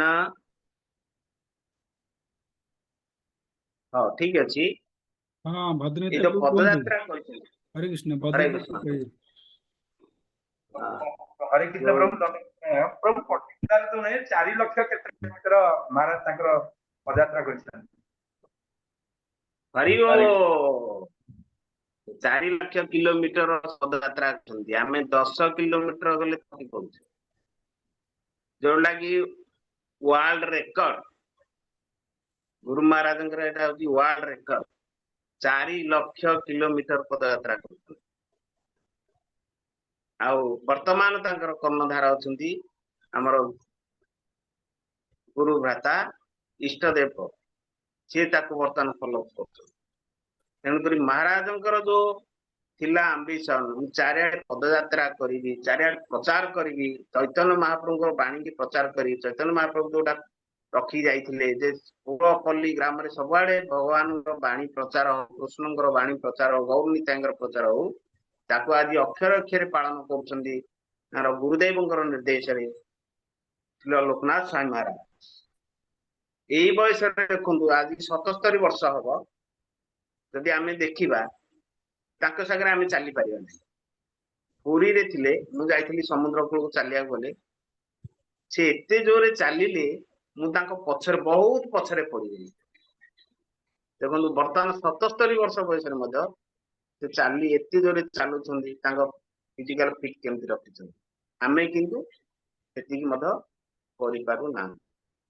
आउ तेणु सदाळे महाराज जे प्रचार करती प्रचार प्रिचिंग आ गोटे है कीर्तन आ गोटे है पदयात्रा आ जूम चप यही तीनटा को बहुत से हृदय सहित ग्रहण करती आपण जदि प्रचार करुछंदी कहिबे अत्यंत खुशी हेइबे अत्यंत खुशी हेबे जा प्रचार करू आ जदि पदयात्रा रे जाउछंदी ଖୁସି ହେବେ। ଆଉ ଯଦି ବୁକ୍ ଡିଷ୍ଟ୍ରିବ୍ୟୁସନ କରୁଛନ୍ତି ଆହୁରି ଖୁସି ହେବେ। ପ୍ରଭୁପାଦଙ୍କର ନିର୍ଦ୍ଦେଶକୁ ସେ ଯେମିତି ପାଳନ କରିଛନ୍ତି ଆପଣ ସେମିତି ପାଳନ କରୁଛନ୍ତି, ପଦଯାତ୍ରାରେ ଯାଉଛନ୍ତି, ଆଉ ବୁକ୍ ଡିଷ୍ଟ୍ରିବ୍ୟୁସନ କରୁଛନ୍ତି, ଆଉ ପ୍ରଚାର କରୁଛନ୍ତି, ତାହେଲେ ସେ ବହୁତ ଆପଣଙ୍କ ଉପରେ କୃପା ଲାଭ କରିବେ। ଆପଣ ସେ ବହୁତ କୃପା ଦେବେ, ବହୁତ କୃପା ଦେବେ। ମୁଁ ଯୋଉ ମହାରାଷ୍ଟ୍ର ଯାଇଥିଲି ପଦାଶ୍ରୟ ନେବା ପାଇଁ, ସେତେବେଳେ ତ ଏଠି ନଥିଲା ଭୁବନେଶ୍ୱରରେ ପଦାଶ୍ରୟ ନେବା ପାଇଁ, ସେଠି ମୁଁ ଯେତେବେଳେ ଗଲି ମତେ ଗୁରୁଦେବ ଜୁମରୁ ଚିହ୍ନିଛନ୍ତି। ମତେ ସେଠି ପଚାରିଲେ you are Kalia Sahu, yes, क्या कर रहे हो? वे गुरुदेव नौकरी कर रहा। कौन सा डिपार्टमेंट में? रेलवे में। अरे उसको छोड़ो, प्रचार करो। मैं कहली प्रभु जी मैं तो ऑफिस में ड्यूटी कर रहा हूँ, लेकिन हर मंगलवार को मेरे घर के पास एक जगन्नाथ मंदिर है, यहाँ से 40 लोग आते हैं और प्रचार हो रहा है, भागवत क्लास होता है। तो इतना खुश हो गए, अरे तुम जगन्नाथ प्रचार कर रहे हो, इतना खुश हो गए। मुझे मते मो पिठी की 3 विधा सेठी मारिथिले। ମୁଁ ଜାଣି ପାରିଲିନି କଣ ପାଇଁ ବିଧା ମାରିଲି। ମୁଁ ସେତେ ନଥିଲି। 3 ବିଧା ଦେଲେ ମୁଁ ଆସିଲି ଜଗନ୍ନାଥ ପୁରୀ କି ପଚାରିଲି କଣ। ମୁଁ କହିଲି ଯେ ପ୍ରଚାର ହଉଛି ମନ୍ଦିରରେ, ଆଉ ପ୍ରତି ମଙ୍ଗଳବାରେ ଆମର ଭାଗବତ କ୍ଲାସ ହଉଛି, 20-30 ଲୋକ ଆସୁଛନ୍ତି, ମହାରାଜ ମତେ କଣ ବିଧା 3ଟା ବିଧା ଥୋଇଲେ। ସେ କହିଲା ସେଇଟା ହଉଛି କୃପା। ମୁଁ ଜାଣି ପାରିନଥିଲି। ସେ ମତେ କହିଲେ ଏଇଟା ହଉଛି ତମକୁ କୃପା ମିଳିଲା, ତୁମେ ଆହୁରି ପ୍ରଚାର କର। ତେଣୁକରି ଆମର ବର୍ତ୍ତମାନ ଦେଖିବାକୁ ଗଲେ ଚତୁର୍ଭୁଜ ନାରାୟଣ ପ୍ରଭୁ ପ୍ରଚାର କରୁଛନ୍ତି, ଭଦ୍ର ନିତାଇ ପ୍ରଭୁ ପ୍ରଚାର କରୁଛନ୍ତି, କୃଷ୍ଣ ପାଣ୍ଡୁ ମହାରାଜ ପ୍ରଚାର କରୁଛନ୍ତି, ସମସ୍ତେ କୃଷ୍ଣ ପ୍ରଚାରରେ ମାତିଛନ୍ତି। ଆମେ ମଧ୍ୟ ସେୟା ଓ କରିବା। ଇଏ କି ହରି ବୋଲ। ଟିକେ ରହନ କରୁଛି ଆଉ ଶୁଣ, ଟିକେ ରୁହ କରୁଛି ହରି ବୋଲ। 10ଟା କରିଦିଏ ହେଲା। ହରେ ହଁ ହରେ କୃଷ୍ଣ। ହଁ ହରେ କୃଷ୍ଣ। ତେଣୁ ଆମେ ଗୁରୁଦେବଙ୍କର ନିର୍ଦ୍ଦେଶକୁ ମାନି ପ୍ରତିଦିନ, ମୁଁ ଆଉ ଥରେ ରିପିଟ କରୁଛି, ପ୍ରତିଦିନ ଜୁମ୍ ଜପରେ ବସିବା ଏବଂ ପ୍ରଚାର କରିବା। ଯଦି ଆମେ ପ୍ରଚାର କରି ନ ପାରୁଛେ, ପ୍ରଚାର କରିବାରେ ସହଯୋଗ କରିବା। ଯଦି ସେତିକି ନ କରୁଥିବେ, ଆମେ ଗୀତା ବହି ଡିଷ୍ଟ୍ରିବ୍ୟୁସନ କରିବା। ଯେତେବେଳେ ଦେଖିବେ ଗୀତା ବହି ଡିଷ୍ଟ୍ରିବ୍ୟୁସନ ଆସେ, ମହାରାଜ ପଚାରନ୍ତି କିଏ କେତେଟା ଗୀତା ଡିଷ୍ଟ୍ରିବ୍ୟୁସନ କରିଛ, ସେଥିରେ ମଧ୍ୟ ସେ ଖୁସି ହୁଅନ୍ତି। ଗୀତା ଡିଷ୍ଟ୍ରିବ୍ୟୁସନ କରିଛ, ଭାଗବତ କେତେ ସେଟା ଡିଷ୍ଟ୍ରିବ୍ୟୁସନ କରିଛ, ପ୍ରସାଦ ମଧ୍ୟ ଡିଷ୍ଟ୍ରିବ୍ୟୁସନ କଲେ ମହାରାଜ ଖୁସି ହୁଅନ୍ତି। ତେଣୁକରି ଆମେ ସମସ୍ତେ ଚେଷ୍ଟା କରିବା ଗୁରୁ ମହାରାଜଙ୍କୁ ଖୁସି କରିବା ପାଇଁ। ଯେକୌଣସିଟା ହଉ, ଗୀତା ଡିଷ୍ଟ୍ରିବ୍ୟୁସନ ହଉ, ଭାଗବତ ଡିଷ୍ଟ୍ରିବ୍ୟୁସନ ହଉ ବା ଜପ ହଉ, ସବୁଥିରେ ଆମେ ଅଂଶଗ୍ରହଣ କରିବା ଏବଂ ଭିଡିଓକୁ ଅନ୍ କରିବା ଦଶରେ ବସିଲା। ଆଉ ଗୋଟିଏ, ଆମର କିଛି ଦିନ ତଳେ ଆମର ଜଗନ୍ନାଥ ପୁରୀ ବୋଧେ ପର ଦିନ ବୋଧେ, ମୁଁ ଜାଣି ମୋ ଅଫିସରେ ଥିଲି, କ୍ଲାସ ଦଉଥିଲେ, ସେଠି କହିଲେ ଯେ ଗୁରୁ ମହାରାଜ ସେ ଯେତେବେଳେ ଯାଇଥିଲେ ବୃନ୍ଦାବନ ଦୀକ୍ଷା ନେବା ପାଇଁ, ସେ କହିଥିଲେ ଯେ ମୁଁ ପୁରୀରେ ତମକୁ ଦୀକ୍ଷା ଦେବି। ଏଇଟା ମୁଁ ମଧ୍ୟ ଥିଲି, ସେଦିନ ଶୁଣିଲି। ଦେଖନ୍ତୁ ଗୁରୁ ମହାରାଜଙ୍କର ଅଛି ଯେ ଧାମ, ପୁରୀ ଧାମରେ ଦୀକ୍ଷା ଦେବି, କିନ୍ତୁ ସେଟା ସୁଯୋଗ ଆମକୁ ମିଳିନି। ବହୁତ ବିଶେଷ କାରଣବଶତଃ ସୁବିଧା ଅସୁବିଧା ହେତୁ ଆମକୁ ମିଳିନି, ବା ଆମ ଭିତରେ ସେଇ ମନୋଭାବ ନଥିଲା। ବର୍ତ୍ତମାନ ଯୋଉ ଆମର ଗୁରୁ ଭାଇ ମାନେ ଏକତ୍ରିତ ହେଇଛେ, ସମସ୍ତେ ଯଦି ଆମେ ଇଚ୍ଛା କରିବା, ସମସ୍ତଙ୍କର ଯଦି ଉଦ୍ୟମ ରହିବ, ତାହେଲେ ନିଶ୍ଚୟ ଗୁରୁ ମହାରାଜଙ୍କର ଯୋଉ ଇଚ୍ଛାଟା ଅଛି ଆମେ ପୂର୍ଣ୍ଣ କରିବା। ତାର ଇଚ୍ଛାକୁ ପୂର୍ଣ୍ଣ ଆମେ ଜାଣିବୁ। ବର୍ତ୍ତମାନ ଯୋଉ ଗୁରୁ ମହାରାଜ ଆସିଥିଲେ, ଆମେ ଥିଲୁ ଚତୁର୍ଭୁଜ ପ୍ରଭୁ, ବିଲ୍ୱମଙ୍ଗଳ ପ୍ରଭୁ ଆଉ ମୁଁ ଥିଲି। ମୁଁ କହିଲି ଚତୁର୍ଭୁଜ ପ୍ରଭୁଙ୍କୁ କହିଲି, ପ୍ରଭୁ ଆମେ ଗୋଟେ ଦୀକ୍ଷା ଉତ୍ସବ କରିବା ପାଇଁ କଣ ହୁଅନ୍ତା? ଚତୁର୍ଭୁଜ ପ୍ରଭୁ ରୋକଠୋକ ମନା କରିଦେଲେ। ଆରେ ବାପରେ ବାପ, ବର୍ତ୍ତମାନ ସିଚୁଏସନ ଯାହା, ଦୀକ୍ଷା ଉତ୍ସବ ପାଇଁ ଆପଣ କଣ ଚିନ୍ତା କରୁଛନ୍ତି? ଏଟା ହବନି, ଯୋଉଟା ସମ୍ଭବ ନୁହଁ। ବିଲ୍ୱମଙ୍ଗଳ ପ୍ରଭୁ କହିଲେ, ବିଲ୍ୱମଙ୍ଗଳ ପ୍ରଭୁ କହିଲେ ଭଲ ତ ହବ, କିନ୍ତୁ କାହିଁ ମତେ ଲାଗୁନି। ଏଇ ଚିନ୍ତା କଲେ, ହଉ ଯଦି କହିବ କୁହ। ପଦ୍ମମାଳୀ ପ୍ରଭୁଙ୍କ ରୁମରେ ଆମେ ଗଲୁ 3 ଜଣ ଯାକ, କହିଲୁ ପ୍ରଭୁ ଆମର ଗୋଟେ ଇଚ୍ଛା ଅଛି ଦୀକ୍ଷା ଉତ୍ସବ କରିବା ପାଇଁ। ଚତୁର୍ଭୁଜ ନାରାୟଣ ପ୍ରଭୁ କହିଲେ, ପ୍ରଭୁ ଆମେ ଗୋଟେ କୁନ୍ଥୁ କୁନ୍ଥୁ ହେଇ କହିଲେ, ଭୟ କରି କାଳେ କଣ କହିବେ, କହିଲେ ଯେ ଆମେ ଗୋଟେ ଦୀକ୍ଷା ଉତ୍ସବ କରିବା ପାଇଁ ଚାହୁଁଛୁ, ଭୁବନେଶ୍ୱରରେ ହଉ ବା ପୁରୀରେ ହଉ। ଦେଖନ୍ତୁ ଗୁରୁ ମହାରାଜଙ୍କର କୃପା, ପଦ୍ମାଳୀ ପ୍ରଭୁଙ୍କ ପାଖକୁ ଯିବାକୁ ସମସ୍ତେ ଡରନ୍ତି, ସେ ଭାରି ଷ୍ଟ୍ରିକ୍ଟ। ଯେତେବେଳେ ଆମେ କହିଲୁ ଆମେ ଡରି ଡରି କହୁ କାଳେ କଣ କହିବେ କି, ସଙ୍ଗେ ସଙ୍ଗେ ପଜିଟିଭ ଆନ୍ସର ଦେଲେ, ହଁ ହବ, ତମେମାନେ ଚେଷ୍ଟା କର, ଯଦି 100 ଭକ୍ତ ହେବେ ନିଶ୍ଚିତ ଆମେ ଗୋଟେ ଦୀକ୍ଷା ଉତ୍ସବ କରିବା। ଆଉ ସେଇ 100 ଜଣ ଭକ୍ତକୁ ଆମକୁ ଯୋଗାଡ଼ କରିବାକୁ ପଡିବ। ତେଣୁକରି ଆପଣ ମାନଙ୍କୁ ସମସ୍ତଙ୍କୁ ମୋର ନିବେଦନ, ସମସ୍ତେ ଚେଷ୍ଟା କରନ୍ତୁ। ଗୁରୁ ମହାରାଜ ପୁରୀରେ ଯେମିତି ଆମର ଗୋଟେ ଆମେ ରଖିଛୁ, ପୁରୀରେ ଚେଷ୍ଟା ଚାଲିଛି, ଚତୁର୍ଭୁଜ ପ୍ରଭୁ, ପାଣ୍ଡୁ ପ୍ରଭୁ, ବିଲମଳ ପ୍ରଭୁ, ଆଉ ମୁଁ ମଧ୍ୟ କିଛି କିଛି ଚେଷ୍ଟା କରୁଛି ଗୁରୁ ମହାରାଜଙ୍କର ଯୋଉ ଇଚ୍ଛାଟା ଅଛି ତାକୁ ପୂରଣ କରିବା ପାଇଁ। ଏଇଥିପାଇଁ ସମସ୍ତେ ସହଯୋଗ କରନ୍ତୁ। ନିଶ୍ଚିତ ଭାବରେ ଗୁରୁ ମହାରାଜ ଆସିବେ ଆଉ ଦୀକ୍ଷା ଦେବେ। ତା ପାଇଁ ମଧ୍ୟ ପ୍ରୋସେସିଂ ଆରମ୍ଭ ହେଇଛି, ଆଉ ଗ୍ରୀନ ସିଗ୍ନାଲ ମଧ୍ୟ ମିଳିଛି। ଖାଲି ମିଳିଗଲେ ହବନି, ଆମକୁ ସମସ୍ତଙ୍କର ସାହାଯ୍ୟ ସହଯୋଗ ଏକାନ୍ତ ଆବଶ୍ୟକ। ଯେ କେବଳ ଚତୁର୍ଭୁଜ ପ୍ରଭୁ କରିବେ ନାହିଁ କି ବିଲମଳ ପ୍ରଭୁ କରିବେ ନାହିଁ, ସମସ୍ତେ ଆମେ ଚାହିଁବା ଗୁରୁ ମହାରାଜ ଆସନ୍ତୁ, ପୁରୀରେ ଗୋଟେ ଦୀକ୍ଷା ଉତ୍ସବ ହଉ। 4 ଧାମରେ 3 ଧାମରେ ଦେଇଛନ୍ତି, ପୁରୀ ଧାମରେ ଦେଇନାହାନ୍ତି। ସେଇଟା ଆମ ପାଇଁ ବହୁତ ଗୁରୁଙ୍କର କୃପା ଆମେ ପାଇବା। ତେଣୁ ସମସ୍ତଙ୍କୁ ନିବେଦନ, ସମସ୍ତେ ଚେଷ୍ଟା କରନ୍ତୁ ଯେମିତି ଆମେ ପୁରୀରେ ଗୋଟେ ଦୀକ୍ଷା ଉତ୍ସବ କରିବା। ସ୍ପେସିଫିକାଲି ମୁଁ ତ ଫୋର୍ସ କରିବି ଆମର ସିଂହଗିରି ପ୍ରଭୁ ପାଖକୁ, ଆଉ ଆମର ଭଦ୍ର ନିତାଇ ପ୍ରଭୁ, ସେମାନେ କିଛି କିଛି ପ୍ରଚାର କରୁଛନ୍ତି, ଆହୁରି ପ୍ରଚାରକୁ ବଢାନ୍ତୁ ଏବଂ 100 ଲୋକ ଆମକୁ ଯୋଗାଡ଼ କରିବାକୁ ପଡିବ ଯଦି ଗୁରୁ ମହାରାଜଙ୍କର ଦୀକ୍ଷା ଉତ୍ସବ ପୁରୀରେ କରିବା।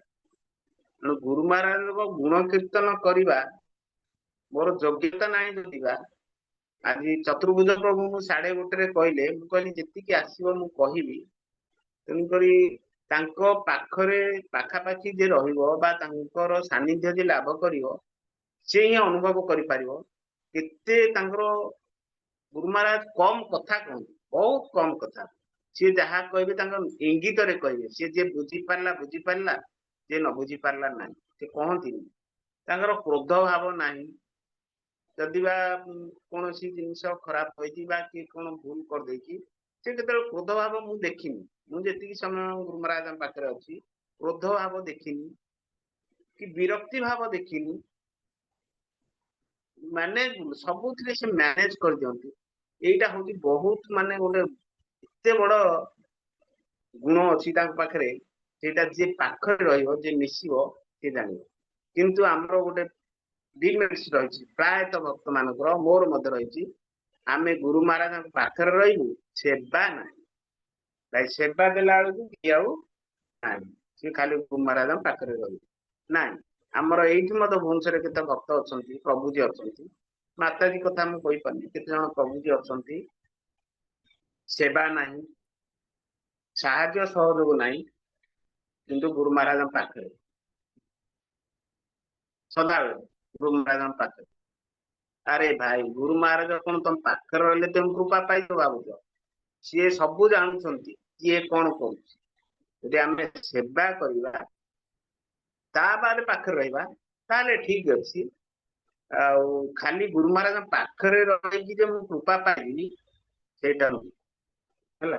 ତେଣୁକରି ମହାରାଜଙ୍କର ଯଦି ଆମେ କୃପା ଭିକ୍ଷା ଲାଭ କରିବା, ମହାରାଜଙ୍କୁ ଅନୁସରଣ କରିବା, ସେ କଣ କରୁଛନ୍ତି, କଣ ସେ ଚାହୁଁଛନ୍ତି, ତାକୁ ଯଦି ଆମେ ଆମର ବପୁ ସେବାଟା ଗୁରୁତ୍ୱ ଦବାନି, ପାଣି ସେବାଟାକୁ, ଆମେ ଯେହେତୁ ଦୂରରେ ରହୁଛେ, ତେଣୁ ଆମେ ପାଣି ସେବାଟାକୁ ସଦାବେଳେ ଗୁରୁତ୍ୱ ଦେବା।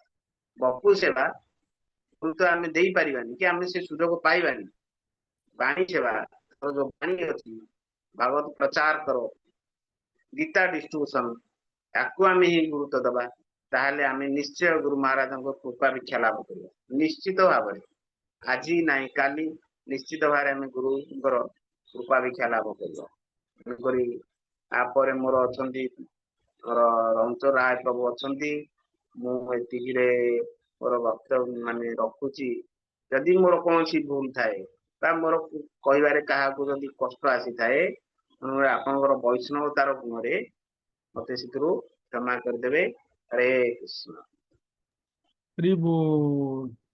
कालिया ठाकुर प्रभु की जय हो। प्रभु जी सुंदर अनुभूति हमको वर्णना कले। जूम जप द्वारा गुरु महाराज कालिया प्रभु चिन्हते नहीं कौन कते सुंदर कथा। कहीं कालिया प्रभु सदाबले जूम रे वीडियो ऑन कर जप कर आम मैंने वीडियो ऑन कर जप करवा निश्चिंत रूपे गुरु महाराज कृपा प्राप्त कर सन्देह ना। सुंदर भाव वर्णना कले।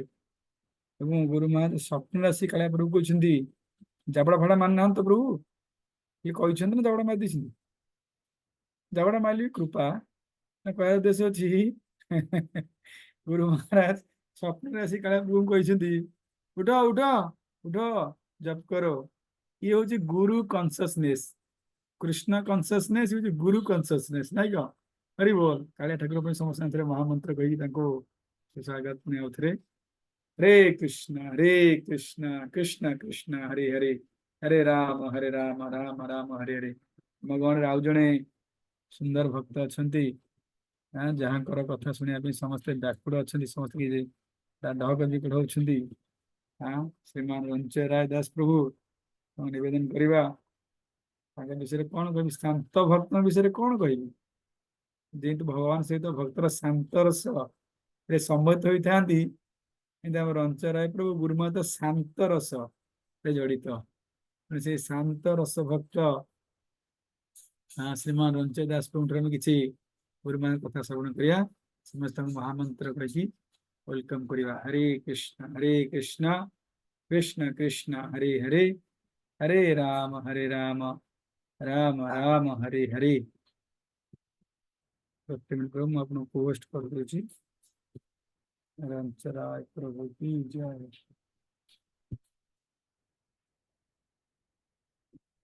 आप आसुनी कौन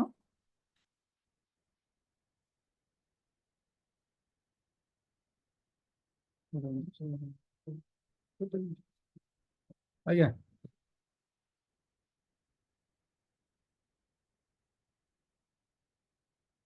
कर पोस्ट हरे कृष्ण प्रभु।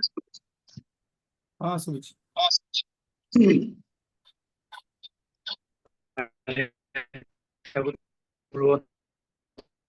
सुंदर भाव गुरु महाराज प्रभु शुभिलानी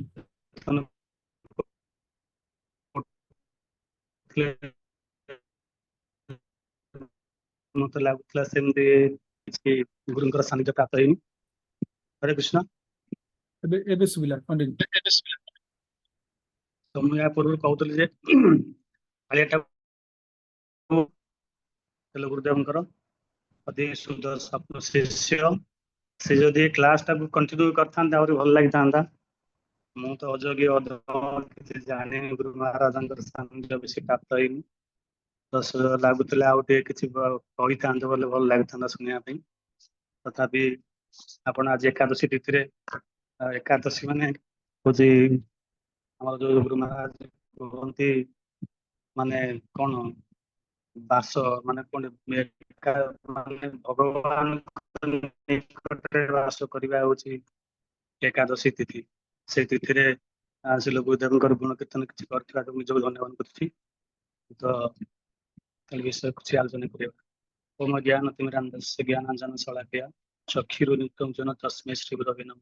नमो विष्णुपादाय कृष्ण पृष्ठाय भूतले श्रीमते लोकनाथ स्वामी नामिने श्री परम पूज्य श्री श्री गुरु महाराज चरण कमल तथा उपस्थित समस्त वैष्णव तथा वैष्णविक चरण रे अदम साधव दंडवत जनाऊँ पतित जीव गुरुंकर संबंध रे किछि गुणगान करवा तार दृष्टताटे। कारण गुरुदेव होउछंती ଶାଶ୍ୱତ ଜଗତର ଏବଂ କୃଷ୍ଣଙ୍କର ପ୍ରିୟଜନ ଗୋଲକବାସୀ କୃଷ୍ଣଙ୍କର ପ୍ରତିନିଧି ଅଟନ୍ତି। ତାଙ୍କ ସମ୍ବନ୍ଧରେ ସେଇମାନେ ହିଁ ଗୁଣଗାନ କରିପାରିବା ଉଚିତ ଯେଉଁମାନେ ପୂର୍ଣ୍ଣ ଭାବରେ ଶୁଦ୍ଧତା ଏବଂ ଗୁରୁନିଷ୍ଠ। ତ ଏହି ପତିତ ଜୀବ ଅଦମ ସାଧାରଣ ଏକ ଜୀବ ଅଟେ, ତେବେ କେବଳ ନିଜର ଶୁଦ୍ଧତା ଏବଂ ନିଜର ଶୁଦ୍ଧିକରଣ ପାଇଁ କିଛି ଗୁଣଗାନ କରିବା ପାଇଁ ଚେଷ୍ଟା କରୁଛି। ଗୁରୁ ଶବ୍ଦ ଏକ ଜଟିଳ ଶବ୍ଦ ବା ଭାରି ଅର୍ଥାତ୍ ଓଜନଦାର ଅଟେ। ଗୁରୁଙ୍କୁ ବୁଝିବା ଅତି ସହଜ କଥା ନୁହେଁ, କାହିଁକି ନା ଗୁରୁଦେବ କାହାକୁ କହୁଛନ୍ତି? ଗୁରୁଦେବ କହୁଛନ୍ତି ଯେ ଗୁରୁଦେବ ହଉଛନ୍ତି ଯେ ଭୌତିକ ଜଗତରେ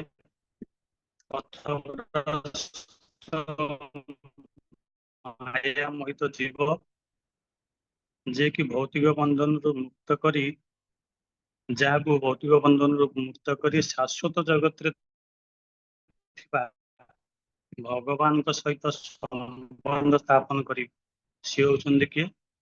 ଗୁରୁଦେବ। ସରଳ ଭାଷାରେ କହିବାକୁ ଗଲେ ଏ ଭୌତିକ ଜଗତ ହଉଛନ୍ତି ଭଗବାନଙ୍କର ଶ୍ରୀଚରଣରେ ନିତ୍ୟ ସେବାରେ ନିୟୋଜିତ କରିବାକୁ ହେଉଛନ୍ତି କିଏ? ସେ ଗୁରୁଦେବ।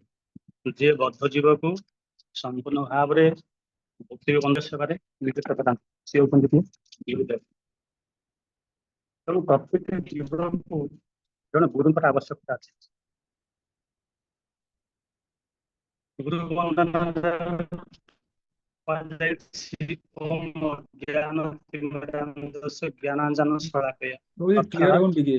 ଗୁରୁଦେବ ଭକ୍ତି ଏବଂ ଜ୍ଞାନର ଅଞ୍ଜନ ଲଗାଇ ହରେ କୃଷ୍ଣ। ଶୁଭୁଛି ପ୍ରଭୁ? ହରେ କୃଷ୍ଣ। ବ୍ରେକ୍ ହେଇଯାଉଛି। ଶୁଭୁଛି? ବ୍ରେକ୍ ହଉଛି। ନେଟୱାର୍କ ପାଉନି ଠିକ ରେ। ମୁଁ ଘର ମାନେ ଅଫିସ ମଧ୍ୟରେ ଅଛି ତ। ଆଜ୍ଞା ଆଜ୍ଞା। ତ ଏଇଟା ବଦ୍ଧ ଜୀବର ମନ ଲକ୍ଷଣ ହଉଛି ଏଇଆ। ଆପଣ ମାନେ ଚିନ୍ତା କରିପାରୁଥିବେ ଯେ ଭଗବାନଙ୍କ ସମ୍ବନ୍ଧରେ ସମସ୍ତେ କହିପାରନ୍ତି, କିନ୍ତୁ ଗୁରୁଙ୍କ ସମ୍ବନ୍ଧରେ କହିବା ବଡ଼ କଷ୍ଟ।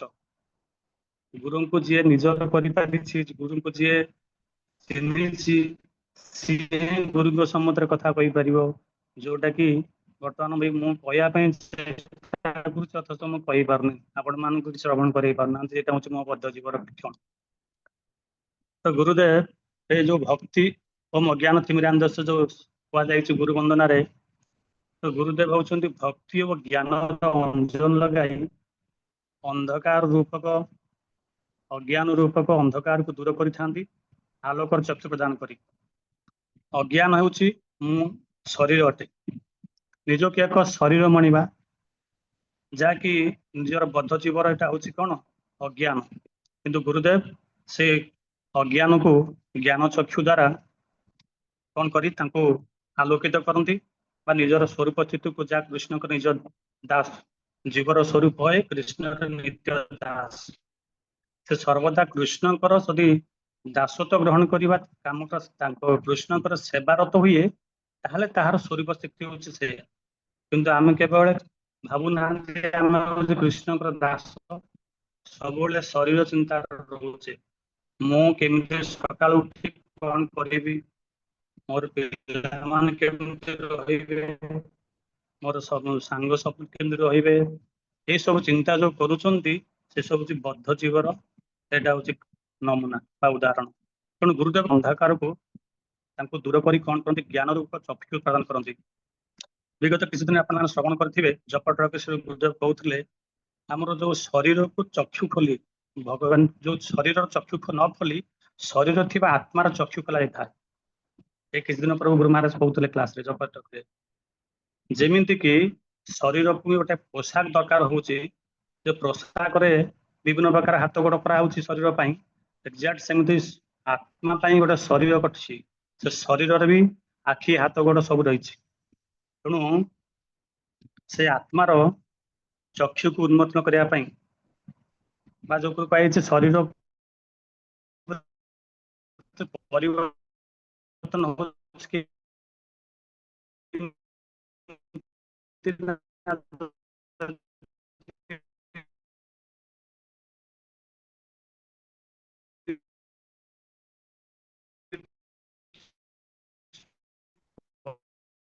ପୋଷାକଟା ମନେକର ଛିଡ଼ିଗଲା ତ ଫିଙ୍ଗିଦେଲେ ନୂଆ ଗୋଟେ ପୋଷାକ ପିନ୍ଧା ହଉଛି, ସେମିତି ଶରୀର ବୃଦ୍ଧ ହେଲେ, ଯେତେବେଳେ ଅସୁସ୍ଥ ହେଲେ, ଯେତେବେଳେ ନଷ୍ଟ ହେଲା, ସେତେବେଳେ ଆଉ ଗୋଟେ ଶରୀର ପ୍ରାପ୍ତ ହଉଛନ୍ତି ବା ତାକୁ ବଦଳାଇ ଦିଆଯାଉଛି।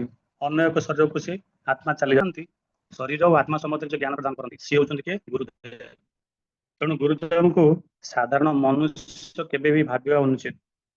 ତେଣୁ କୁହାଯାଇଛି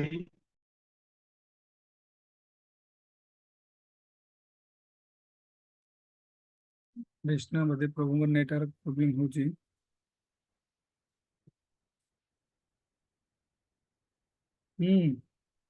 सिंह रूपे कहले कि कृष्ण हरे कृष्ण प्रभु जी, हरे कृष्ण प्रभु जी रांचर प्रभु को नेट वीडियो बंद करी आपण कहि परिबे कहिना ताको नेट स्लो अछि बोदी नाहंती प्रभु आपण आपण कहि दे प्रभु आसिले कहिना मु ऑप्शन माने ऑन करिया पडुची आपण कहि परिबे प्रभु। हरे कृष्ण। हरे कृष्ण प्रभु जी दंडवत प्रणाम प्रभु जी आपण वीडियो क्लोज करी कहि परिबे नेट स्लो अछि त टिके माने ब्रेक के आसी होची कथा रे प्रभु।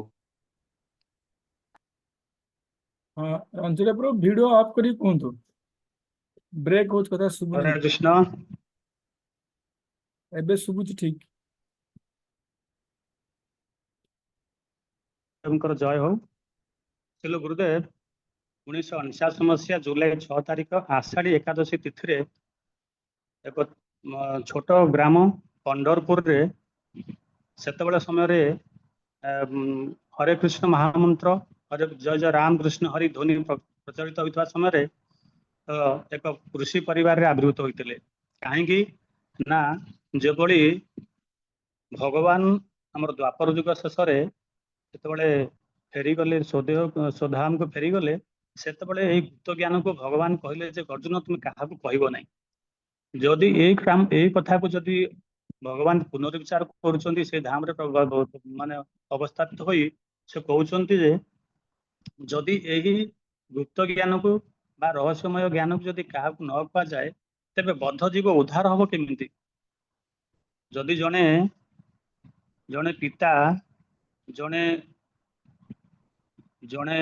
ତାର ପୁତ୍ରକୁ ଯିଏ ଦୁଷ୍ଟ ହୋଇଯାଇଛି, ସେ ପୁତ୍ରକୁ ଯଦି ସେ ପୁତ୍ର ଦୁଷ୍ଟ ହେଇଗଲା ବା କୁଆଡେ ଚାଲିଗଲା, ସେ ପିତା ଯେମିତି ତାକୁ ସବୁବେଳେ ମନେ ରଖିଥାନ୍ତି ବା ମନେ ପକାନ୍ତି, ସେମିତି ଜୀବ ଯେହେତୁ ବାପାଙ୍କର କଥା ନ ମାନି ପରମ ପୁରୁଷ ଭଗବାନ କୃଷ୍ଣଙ୍କର ଯେ ପିତା ସ୍ୱୟଂ ପିତା ଭଗବାନ ଜଗନ୍ନାଥ ଯେ ଭଗବାନ ଯୋଉ ପିତା ଅଛନ୍ତି ତାଙ୍କର କଥାକୁ ଆମେ ମାନି ନାହାନ୍ତି, ଯାହାଫଳରେ ଦୁଷ୍ଟ ହୋଇ ପଡିଛନ୍ତି, ଦୁଷ୍ଟ ହୋଇ ପଥଭ୍ରାନ୍ତ ହୋଇ ପଡିଛନ୍ତି। ତ ସେଇଭଳି ପଥଭ୍ରାନ୍ତ ବା ଦୁଷ୍ଟ ପିଲାକୁ ଯେମିତି ପିତା ମନେ ରଖିଥାନ୍ତି, ସେଇଭଳି ଭାବରେ ଗୁରୁଦେବଙ୍କୁ କେତେବେଳେ ସେ ନିଜେ ଆସନ୍ତି ଭଗବାନ କିମ୍ବା ତାଙ୍କର ନିଜ ପାର୍ଷଦ ବା ନିଜ ଜନଙ୍କୁ ସେ ଏଇ ବଦ୍ଧ ଜୀବକୁ ଉଦ୍ଧାର କରିବା ପାଇଁ ଏ ଭୌତିକ ସଂସାରକୁ ଆସିଥାନ୍ତି। ତ ସେଇଭଳି ଏକ ମହାନ ଭକ୍ତ ଯିଏକି ଶିଲ ପ୍ରଭୁପାଦ ହେଉଛନ୍ତି ଇସ୍କନ ପ୍ରତିଷ୍ଠାତା ଆଚାର୍ଯ୍ୟ ବା ସେ ହେଉଛନ୍ତି ସେନାପତି ଭକ୍ତ। ସେ ସେନାପତି ଭକ୍ତଙ୍କୁ ସାହାଯ୍ୟ କରିବା ପାଇଁ ଆଉ ଜଣେ ଶୁଦ୍ଧ ଭକ୍ତ ଶ୍ରୀଲ ଗୁରୁଦେବ ପରମ ପୂଜ୍ୟ ଲୋକନାଥ ସ୍ୱାମୀ ଗୁରୁ ମହାରାଜଙ୍କୁ ସେ ଆବିର୍ଭୂତ କରିଥିଲେ 1994 ମସିହା ଜୁଲାଇ 6 ତାରିଖ ଆଷାଢ଼ୀ ଏକାଦଶୀ ତିଥିରେ ପଣ୍ଡରପୁରରେ ଥିବା ଆରୁଆଡ ଗ୍ରାମରେ ଏକ ସାଧାରଣ କୃଷି ପରିବାରରେ ସେ ଆବିର୍ଭୂତ ହୋଇଥିଲେ। ତାଙ୍କର ପିତାଙ୍କ ନାମ ଥିଲା ଭଗବାନ ପାଟିଲ ଏବଂ ମାତାଙ୍କର ନାମ ଥିଲା ସାହାବାଇ। ଗୁରୁଦେବଙ୍କର ବାଲ୍ୟ କାଳର ନାମ ଦିଆଯାଇଥିଲା ରଘୁନାଥ ପାଟିଲ। ରଘୁନାଥ ପାଟିଲ ଯିଏକି ଗୁରୁଦେବ ବାଲ୍ୟ କାଳରେ ତୁଳସୀ ଦୁଇ ପତ୍ରରୁ ବାସିଲା ଭଳି ସେ ଅତ୍ୟନ୍ତ ସରଳ, ମେଧାବୀ ଏବଂ ଜ୍ଞାନୀ ହୋଇଥିଲେ ଏବଂ ଆଧ୍ୟାତ୍ମିକବାଦୀ ଥିଲେ। ସେ ଉଚ୍ଚ ଶିକ୍ଷା ପାଇଁ ମୁମ୍ବାଇ ଆସି ଅଧ୍ୟୟନ କରୁଥିଲେ। 1971 ମସିହାରେ ରସ୍ ମଇଦାନରେ ଶିଲ ପ୍ରଭୁପାଦ ଏବଂ କିଛି ବିଦେଶୀ ସନ୍ନ୍ୟାସୀ ଭକ୍ତମାନଙ୍କୁ ନେଇ 10 ଦିନ ବ୍ୟାପୀ ଏକ ପ୍ରୋଗ୍ରାମ କରିଥିଲେ। ଯୋଉ ପ୍ରୋଗ୍ରାମକୁ ଶିଲ ଗୁରୁଦେବ ଯୋଗ ଦେଇଥିଲେ ଏବଂ ତାଙ୍କର ପ୍ରଭୁପାଦଙ୍କର କଥା ଏବଂ କୀର୍ତ୍ତନରେ ଏତେ ଆନନ୍ଦିତ ହୋଇଥିଲେ ଯେ ପ୍ରୋଗ୍ରାମ ସରିଲା ପରେ କାଳିଆ ଠାକୁର ପ୍ରଭୁ କହୁଥିଲେ ସେ ତାଙ୍କର ହଷ୍ଟେଲକୁ ଯାଇ କ୍ଲାସ ରୁମ ବନ୍ଦ କରି ଉଚ୍ଚ ସ୍ୱରରେ କୀର୍ତ୍ତନ କରୁଥିଲେ ଏବଂ ନୃତ୍ୟ ବି କରୁଥିଲେ। ତ ଆଉ ସେଥିରେ ପ୍ରଭୁପାଦଙ୍କର ଯୋଉ ବ୍ୟାକ୍ ଟୁ ଗଡ୍ ହେଡ୍ ପତ୍ରିକା ତାକୁ ବି ପାଠ କରୁଥିଲେ। ଏତେ ଅନୁପ୍ରାଣିତ ହୋଇଥିଲେ ପ୍ରଭୁପାଦଙ୍କ ପ୍ରତି, ତ ସେ ପୁନର୍ବାର ଯେହେତୁ 1972 ମସିହା ଦ୍ୱିତୀୟ ବର୍ଷ ଯୋଉ ହରେକୃଷ୍ଣ ଉତ୍ସବ ପାଳନ କରାଯାଏ କ୍ରସ୍ ମଇଦାନ ମୁମ୍ବାଇରେ, ସେଠାରେ ସେ ତାଙ୍କ ପରିବାରକୁ ଛାଡ଼ି ଅର୍ଥାତ୍ ସେ ସ୍ଥିର କରିଥିଲେ ଯେ ମୁଁ ଇସ୍କନରେ ଯୋଗ ଦେବି। କେବଳ 22 ବର୍ଷ ବୟସରେ ସେ ବୃନ୍ଦାବନର ରାଧାରମଣ ମନ୍ଦିରରେ ବହୁଳାଷ୍ଟମୀ ଦିନ ହରିନାମ ଦୀକ୍ଷା ପ୍ରାପ୍ତ ହୋଇଥିଲେ। ତ ଏଇ ଦୀକ୍ଷା ପ୍ରାପ୍ତ ପୂର୍ବରୁ ଗୁରୁ ମହାରାଜ ଯାଇଥିଲେ ପ୍ରଭୁପାଦଙ୍କୁ ଭେଟିବା ପାଇଁ ଯେ ଇସ୍କନ ଯୋଉ ମନ୍ଦିର ପାଖାପାଖି ଗୋଟେ ଯାଇଥିଲେ ସେ ପାଖକୁ। ସେଠି ଗଲା ପରେ ଏବେ ଆମର ଇସ୍କନର ଅଛନ୍ତି ମହାରାଜ ଅଛନ୍ତି ଗିରିରାଜ ମହାରାଜ, ତାଙ୍କୁ ଯାଇ କହିଥିଲେ ଯେ ତମର କିଏ ଆପଣଙ୍କର କିଏ ହେଡ୍, ମୁଁ ତାଙ୍କୁ ଭେଟିବା ପାଇଁ ଚାହୁଁଛି। ତ ଗିରିରାଜ ମହାରାଜ ସେତେବେଳେ ଜପ କରୁଥିଲେ। ତ ସେ ଅନ୍ୟ ଜଣେ ଲୋକ ତାଙ୍କୁ ଭକ୍ତ ତାଙ୍କୁ କହିଲେ ଯେ ସେ ଟିକେ ବ୍ୟସ୍ତ ଅଛନ୍ତି, ଆଉ ତାଙ୍କୁ ପରେ ଦେଖା କରିବ। ତ ସେତେବେଳେ ଗୁରୁ ମହାରାଜ କହିଲେ ସେ ତ ଜପ କରୁଥିଲେ, ଆଉ ବ୍ୟସ୍ତ କଣ ଅଛନ୍ତି? ତ ଗୁରୁ ମହାରାଜ ଯେତେବେଳେ ଏ କଥା କୁହନ୍ତି, ସେତେବେଳେ ସେ ପ୍ରଶ୍ନ ସେ ଉତ୍ତର କରିଥିଲେ ଯେ ସବୁଠାରୁ ବ୍ୟସ୍ତ ଜିନିଷ ହଉଛି ଜପ କରିବା, ଏହାଠାରୁ ବଡ ବ୍ୟସ୍ତ କିଛି ଜିନିଷ ନାହିଁ ସଂସାରରେ। ତ ସେଥିରେ ସେ ଅନୁପ୍ରାଣିତ ହୋଇଥିଲେ ଏବଂ ଶେଷରେ ତାଙ୍କ ସହିତ ଯୋଗ ଦେଇଥିଲେ। ଯୋଗ ଦେଲା ପରେ 1972 ମସିହା ଦ୍ୱିତୀୟ ବର୍ଷ ଯୋଉ 22 ବର୍ଷ ବୟସରେ ବୃନ୍ଦାବନ ରାଧାରମଣ ମନ୍ଦିରରେ ବହୁଳାଷ୍ଟମୀ ଦିନ ହରିନାମ ଦୀକ୍ଷା ପ୍ରାପ୍ତ ହୋଇଥିଲେ। 1973 ମସିହା ମୁମ୍ବାଇର ଜଣେ ଗୃହସ୍ଥଙ୍କ ଗୃହରେ ବାସଗୃହରେ ସେ ବ୍ରାହ୍ମଣ ଦୀକ୍ଷାରେ ଦୀକ୍ଷିତ ହୋଇଥିଲେ ଏବଂ ଜୁହୁ ମନ୍ଦିରରେ ପୂଜାରୀ ସେବାରେ ପ୍ରାପ୍ତ ହୋଇଥିଲେ। 1975 ମସିହା ଯେତେବେଳେ ସେ ସନ୍ନ୍ୟାସ ଦୀକ୍ଷା ପାଇଁ ଇଚ୍ଛୁକ ହେଉଥିଲେ, ସେତେବେଳେ ଶ୍ରୀଲ ପ୍ରଭୁପାଦଙ୍କୁ କହିଲେ ପ୍ରଭୁପାଦ ମୁଁ ସନ୍ନ୍ୟାସ ନେବା ପାଇଁ ଚାହୁଁଛି। ପ୍ରଭୁପାଦ ତାଙ୍କୁ କହୁଥିଲେ ୟୁ ଆର୍ ଅଲରେଡି ଏ ସନ୍ନ୍ୟାସୀ। କାହିଁକି ନା ସେତେବେଳେ ସରିକି ସେ ପଦଯାତ୍ରା ଆରମ୍ଭ କରିଥିଲେ। ପଦଯାତ୍ରାରେ ଯେମିତି ଗୋଟେ ଜାଗାରେ ଯୋଉ ଆମର କଥାର ଅଛି ବେହତା ପାନି, ଆଉ ଆମର ଯୋଉ ପାଣି ଯୋଉ ଗଡି ଚାଲିଲେ ସେ ଶୁଦ୍ଧତା ହୋଇଥାଏ, ଆଉ ସେ ଚଲତା ସନ୍ନ୍ୟାସୀ, ଚଲତାର ଯୋଉ ସନ୍ନ୍ୟାସୀ ଯଦି ଚାଲିଛି ତାହେଲେ ତାଠି ଦୋଷଯୁକ୍ତ ହେବ ନାହିଁ। ଯଦି କୋଉ ଜାଗା ରହିଯାଉଛି, ତାର ମାନ ପ୍ରତିଷ୍ଠା ବଢି ଯାଉଛି କିମ୍ବା ତାଙ୍କର କିଛି ଲୋଭ ପ୍ରାପ୍ତ ହଉଛି, ରୋଗଗ୍ରାସ ହଉଛି, ତ ସେମିତି ପ୍ରଭୁପାଦ ତାଙ୍କୁ କହିଲେ ଯେ କଣ ତମେ ଅଲରେଡି ସନ୍ନ୍ୟାସୀ। ତା ଅର୍ଥ ଗୁରୁ ମହାରାଜ ସବୁବେଳେ ଚାଲୁଥିଲେ। ପଦଯାତ୍ରା ପାର୍ଟି ଆପଣ ଏବେ ଅନୁଭବ କରୁଥିବେ, ଗୋଟେ ଗ୍ରାମରେ ସେ କେବେ ରହିବେ ନାହିଁ। ଆଜି ଏ ଗ୍ରାମରେ ପୁଣି କେଉଁ ଆଗକୁ ଗଲେ କିଏ ପ୍ରସବ ଦେଲା ଗାଁ ରହିବା ପାଇଁ, ତାହେଲେ ସେଠି ରହିବେ, ନହେଲେ 4-5 କିଲୋମିଟର 10 କିଲୋମିଟର ଯାହା ଡିଷ୍ଟାନ୍ସ ଆଗକୁ ଯାଉଛି ସେ ସମୟରେ ସେ ରହୁଥିଲେ। ତେଣୁ ପ୍ରଭୁପାଦ କହିଥିଲେ ୟୁ ଆର୍ ଅଲରେଡି ଏ ସନ୍ନ୍ୟାସୀ। ତ ଗୁରୁଦେବଙ୍କର ଜିଦି ଯେ ନାଇଁ ନାଇଁ ମୁଁ ଗୁରୁ ମହାରାଜ ମୁଁ ସନ୍ନ୍ୟାସ ନେବି। ତ ସେ 26 ବର୍ଷ ବୟସରେ ସନ୍ନ୍ୟାସ ଦୀକ୍ଷା ପ୍ରାପ୍ତ ହୋଇଥିଲେ। 1976 ମସିହା ଦିଲ୍ଲୀର ରାଧା ପାର୍ଥସାରଥୀ ମନ୍ଦିରରେ ରାଧାଷ୍ଟମୀ ଉତ୍ସବ ଚାଲିଥାଏ। ସେଠାରେ ବସ୍ ସଂକୀର୍ତ୍ତନ ପାର୍ଟି ସେତେବେଳେ ଚାଲିଥିଲା। ବସ୍ ସଂକୀର୍ତ୍ତନ ପାର୍ଟିରେ ଖୁବ କମ ଟ୍ରାନ୍ସପୋର୍ଟିଂ ବହୁତ ଖର୍ଚ୍ଚ ହଉଥିଲା। ତ ସେ ସମୟରେ ସେ ଚିନ୍ତା କରୁଥିଲେ ଆମର ଭାରତର ସଂସ୍କୃତି ଯୋଉ ବଳଦ ଗାଡି ବା ଶଗଡ ଗାଡିରେ ଯୋଉ ପ୍ରଚାର କରିବା ପାଇଁ, ତ ସେଇ ପାର୍ଥସାରଥୀ ମନ୍ଦିରରେ ହିଁ ଯୋଜନା କରାଯାଇଥିଲା ଯେ ସଂକୀର୍ତ୍ତନ କରିବା। ସେଇ କଥାକୁ ପ୍ରଭୁପାଦ 1976 ମସିହା ସେ ପଦଯାତ୍ରା 1984 ମସିହାର ପ୍ରଥମ ପଦଯାତ୍ରା ଆରମ୍ଭ ହୋଇଥିଲା କୋଉଠୁ? ଦ୍ୱାରିକାରୁ ମାୟାପୁର। କାହିଁକି ନା ସେ ସମୟରେ ମାୟାପୁରରେ ମହାପ୍ରଭୁଙ୍କର ଯୋଉ ଜନ୍ମୋତ୍ସବ ଆବିର୍ଭାବ ତିଥି ପାଳନ କରିବା ପାଇଁ, ବହୁ ଆଡମ୍ବର ପୂର୍ଣ୍ଣ କରିବା ପାଇଁ କିଭଳି ଭାବରେ ସବୁ ପ୍ଲାନିଂ ଚାଲିଥାଏ। ସେଇ ସମୟରେ ଶ୍ରୀଲ ପ୍ରଭୁପାଦ କହିଲେ ପଦଯାତ୍ରା କରିବା ପାଇଁ, ତ କିଛି ଭକ୍ତଙ୍କୁ ନେଇ ଶ୍ରୀଲ ଗୁରୁଦେବ ସେ ଆରମ୍ଭ କରିଥିଲେ ମାୟାପୁରରୁ ଦ୍ୱାରିକାରୁ ମାୟାପୁର ପଦଯାତ୍ରା, ଯାହାକି 8000 କିଲୋମିଟର ଏବଂ ତାଙ୍କୁ 18 ମାସ ସମୟ ଲାଗିଥିଲା। ପ୍ରତିଘାତ ସହି ସେ ଗୋଟେ ଗ୍ରାମରୁ ଅନ୍ୟ ଏକ ଗ୍ରାମ ଯାଇ ସେ 20/3/1986 ଦିନ ଯାଇ ପହଞ୍ଚିଥିଲେ କୋଉଠି ନା ମାୟାପୁରର ଠିକ ସେଇ ଦିନ ଯୋଉ ଦିନ କି ଆବିର୍ଭାବ ତିଥି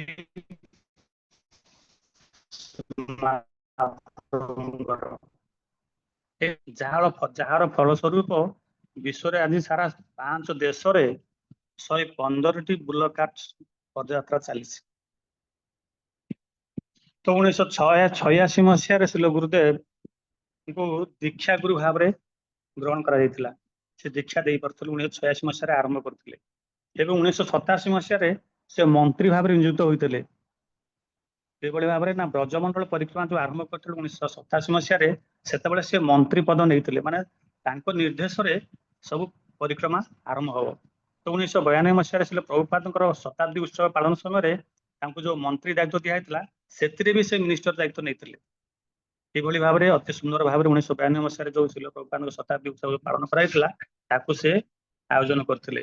2004 ମସିହା କୁମ୍ଭ ମେଳାରେ ଯେତେବେଳେ ସବୁ ସାଧୁ ସନ୍ଥ ବା ମହନ୍ତ ମାନେ ସେ ଜାଗାରେ ରୁହନ୍ତି ଏବଂ ଗୋଟେ କଣ କରାଯାଏ, ସାହି ସ୍ନାନ କରାଯାଏ।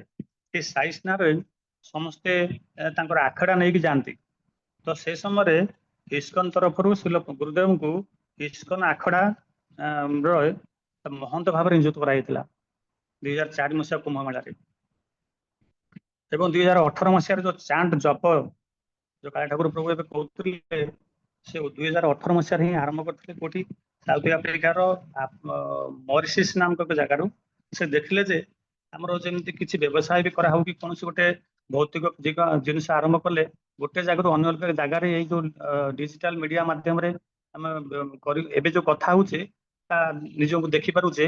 ତ ସେଇ ସମୟରେ ସେ ଆରମ୍ଭ କରିଥିଲେ, ଯଦି ଏଇ ମାଧ୍ୟମରେ ଯଦି କିଛି ଭକ୍ତଙ୍କୁ ଯୋଗାଡ଼ କରାଯାଇ ତାଙ୍କ ମଧ୍ୟରେ ଏଇ ଜୁମ୍ ଜପ ମାଧ୍ୟମରେ କିଛି ଆଧ୍ୟାତ୍ମିକ ଜୀବନ ଉନ୍ନତି କରାନ୍ତା, ତାହେଲେ କିଭଳି ହୁଅନ୍ତା। ସେଥିପାଇଁ ସେ ଆରମ୍ଭ କଲେ କଣ, ଜୁମ୍ ଜପା ୱିଥ ଲୋକନାଥ ସ୍ୱାଇଁ 2018 ମସିହାରେ। ତ ସେ ଧୀରେ ଧୀରେ କାର୍ଯ୍ୟକାରୀ 2019ରେ ଯୋଉ କାଳିଆ ଠାକୁର ପ୍ରଭୁ କହିଲେ ମାତ୍ର 50-60 ଜଣ ଭକ୍ତ ରହୁଥିଲେ, ତ ସେ ମଧ୍ୟରୁ ମୁଁ ଜଣେ ବି ଥିଲି। ମୁଁ ଥରେ ସକାଳୁ ଯେତେବେଳେ ଆମେ ଜପ କରୁଥିଲୁ, ସେତେବେଳେ ଗୁରୁ ମହାରାଜ କହିଥିଲେ ମନ୍ଦିର ମେ ହୋ ୟା ଘର ମେ। ତ ମୁଁ ଫାଷ୍ଟ କିଛି ବୁଝିପାରୁନଥିଲି, କାରଣ ସେତେବେଳେ ତ ନୂଆ ନୂଆ ଜୁମ୍ ଜପ ଚାଲିଥାଏ। ଅନମ୍ୟୁଟ କେମିତି କରିବେ, କେମିତି କଥାବାର୍ତ୍ତା କେମିତି କରିବେ, ସିଏ ଆମକୁ ଦେଖୁଛନ୍ତି କି ନାହିଁ, ଆମେ ତାଙ୍କୁ ଦେଖି ପାରୁଥିଲୁ, କିନ୍ତୁ ଆମକୁ ସେ ଦେଖି ପାରୁଛନ୍ତି ନାହିଁ, ସେ ଜିନିଷଟା ଆମ ପାଖରେ କିଛି ଅନୁଭୂତି ନଥିଲା। ଯାହା ଫଳରେ ସେ କଥା ମତେ କହିଥିଲେ, ତମେ ଘରେ ଅଛ ନା ମନ୍ଦିରରେ, କିନ୍ତୁ ମୁଁ କିଛି ବୁଝିପାରିନଥିଲି। ତ ତା ପରଠାରୁ ଆଜି ପର୍ଯ୍ୟନ୍ତ ବି ମୁଁ ସେଟା କଣ୍ଟିନ୍ୟୁ କରିଛି, ଯୋଉଟା କି ଗୁରୁ ମହାରାଜଙ୍କର ଆଶୀର୍ବାଦ। ଆଉ ସେ ଜପ ପାଇଁ ହିଁ ଆଜି ସାରା ଦେଶରେ ସେ ପରିଚିତ, ସାରା ବିଶ୍ୱରେ ପରିଚିତ। ତାହା ପାଇଁ ସେ ଗ୍ରିନିଚ୍ ବୁକ୍ ଅଫ୍ ରେକର୍ଡରେ ବି ନାଁ ଲେଖା ହେଇଛି, ମାନେ ତାଙ୍କୁ ଆୱାର୍ଡ ମିଳିଛି।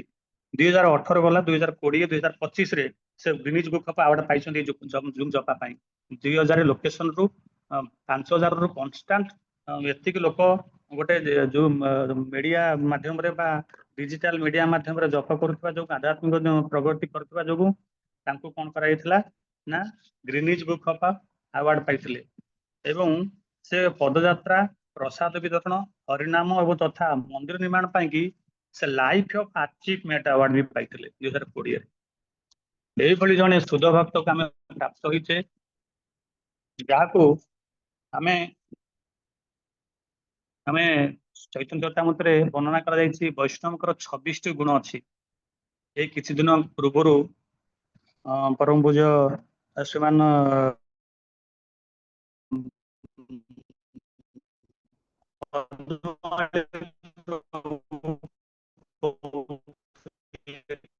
କ୍ଲାସ ନେଉଥିଲେ, ଅତି ସୁନ୍ଦର ଭାବରେ ତାଙ୍କର ସେ ଗୁଣଗାନ କରୁଥିଲେ, ଯିଏକି ଆଟିକ ପୂର୍ବରୁ ମୁଁ କହୁଥିଲି, ଯିଏ ଗୁରୁଦେବଙ୍କ ସହିତ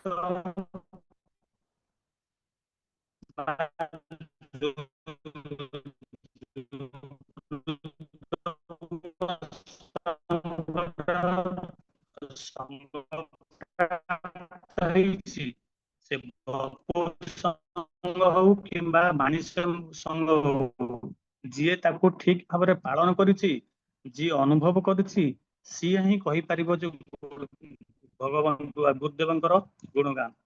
କାରଣ ଭଗବାନଙ୍କୁ ସେ କ୍ଲାସରେ ଆମର ପଦ୍ମାବଳୀ ପ୍ରଭୁ କହୁଥିଲେ, ତମାଳ କୃଷ୍ଣ ଗୋସ୍ୱାମୀ ମହାରାଜଙ୍କୁ ପ୍ରଭୁପାଦ କହୁଛନ୍ତି हमारा तुकाराम हमारा Loknath is just like saint Tukaram अर्थात हमारा माने our Loknath is just like saint Tukaram माने तुकाराम जन साधारण व्यक्ति नथिले अति अत्यंत शुद्ध भक्त थिले जे कि स्वदेहरे विमान रे बसी से माने भगवान को निकट फेरी तो से भली आम गुरु महाराज जड़े अत्यंत शुद्ध भक्त एवं कीर्तनकारी प्रति मुहूर्त से कीर्तन करथांती जप करथांती भगवान का नाम नहीं थांती सेतिपई कहितले Srila Prabhupada our Loknath is just like saint Tukaram तो राधारण महाराज भी कहते कहले प्रभुपाद जदि कहि पारथांते जे Lokanath Swami just like saint Tukaram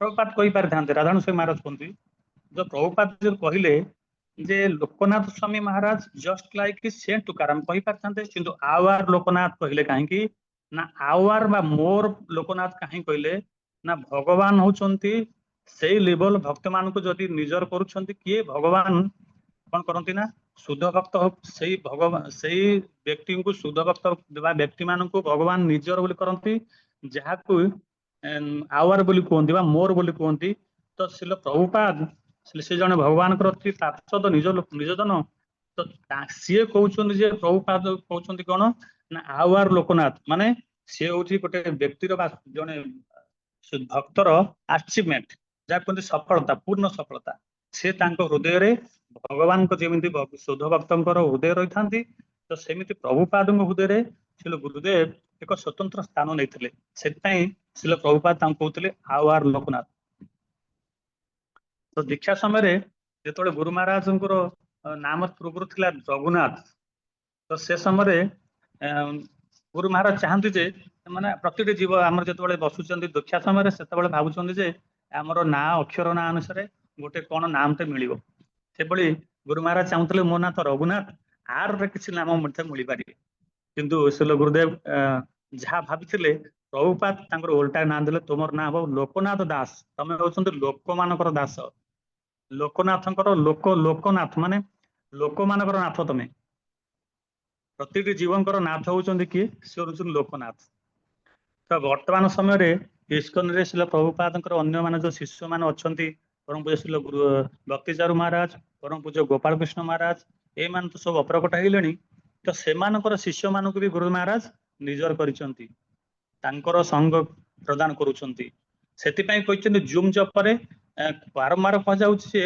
एटा परम पूज्य लोकनाथ स्वामी महाराज गुरु महाराज शिष्य मान आणतुनी आपण इस्कन जहाँ पाक दीक्षा नौचंद ना कहीं से शिष्य मान को जॉइन करंतु बा से भक्त मान को जॉइन करंतु जहाँ फल गुरु महाराज कृपा प्राप्त हो पारे तो सी होचंती लोकनाथ सी होचंती समस्त लोकंकर नाथ समस्त बंधु जीव बा ए भक्त मानकर से होचंती नाथ तो जो 26 गुण संबंध में चैतन्य चैतन्य वर्णना कराई चैतन्य चैतन्य 22 नंबर अध्याय श्लोक नंबर 78 रे यह साधारण लोक पाखे देखा जाए न था ये जो 26 गुण ये हूँ साधारण लोक पाखे देखा जाए न था केवल एक शुद्ध भक्त निकट में पूर्ण रूप से यह देखा जाए से आम होती गुरुदेव अन्यतम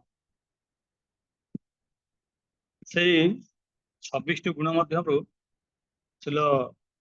श्रीमान आमर पद्माली प्रभु वर्णना करते भगवान गुरुदेव करुणामय गुरुदेव होती अत्यंत करुणामय काइंडनेस टू एवरीवन कहते कौन कहते थोड़े गोटे गाड़ी से जर्नी करते गोटे एक्सीडेंट हो एक्सीडेंट से लोकटी छटपट होची तो सांगे सांगे गुरु महाराज एत व्यस्त हो पड़े व्याकुल हो पड़े सांगे सांगे गाड़ी रखी कहले तुम पुलिस को फोन कर पुलिस की फोन कले से आसिक कहले कोई मेडिकल नहीं पारे तो पद्माली प्रभु कहते तो एत व्यस्त हो पड़े एत व्याकुल हो पड़े से जीव प्रति चिन्ह ना देखी ना अथच से फास्ट देखार से जीव प्रति केते व्याकुलता आसुचे से केते करुणामय तो किसी समय पर जहाँ पुलिस आसी पुणी खबर कला जे नहीं से लोक को आम मेडिकल नहीं जाइछु जहाँफल से लोक सुस्थ अच्छी तर आउ गोटे उदाहरण अच्छी आपण मैंने एबे देखिथिबे जेतेबेले गुरु महाराज आसते लास्ट शिशुपाल गढ़ से जो टेंट रे गुरु महाराज बसी कथा कहते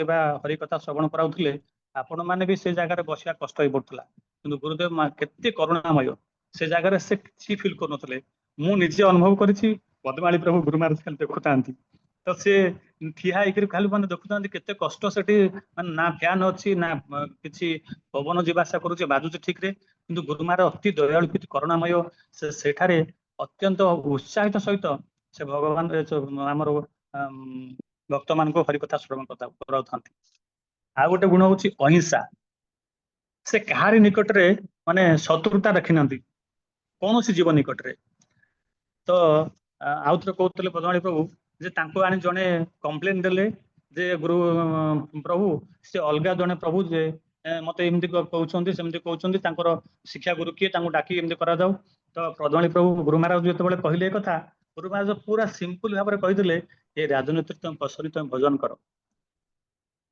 तो एइतरु देखा जाउछि आमर भी से समस्या निजे अच्छी मु से समस्या भीतर को आगू जाऊ नहीं जहाँ जाऊ भगवान कृपार गुरुकृष्ण कृपार से समाधान धीरे धीरे आसिलानी तो से बाबद भी आम बहुत चेष्टा करूँ किंतु किसी आंसर नहीं तो यही हूँ अहिंसार भाव तापर हूँ तीन हूँ सत्यनिष्ठा fixed in the absolute truth माने से केवल सत्यनिष्ठा नाम उपर निष्ठा पूर्ण भाव में भगवान कटार विश्वास एग्जांपल आउ गोटे सेमती जर्नी समय पद्मावली प्रभु कहते एक्सीडेंट समय समस्ते व्यस्त हो पड़ते जे ओ आ चित्कार करते किंतु से गुरुदेव शिल गुरुदेव केवल हरे कृष्ण कृष्ण कृष्ण हरे हरे हरे राम राम राम हरे हरे केवल ही जप करते से किसी व्यस्त होते किसी करुनथले तो पद्मावली प्रभु आश्चर्य हो गले कहले देख गोटे एक्सीडेंट होती जी जहाँ व्यस्त हो पड़ुंट किए कौन हो किंतु गुरु महाराज पूरा पूरी निष्ठा सहकारे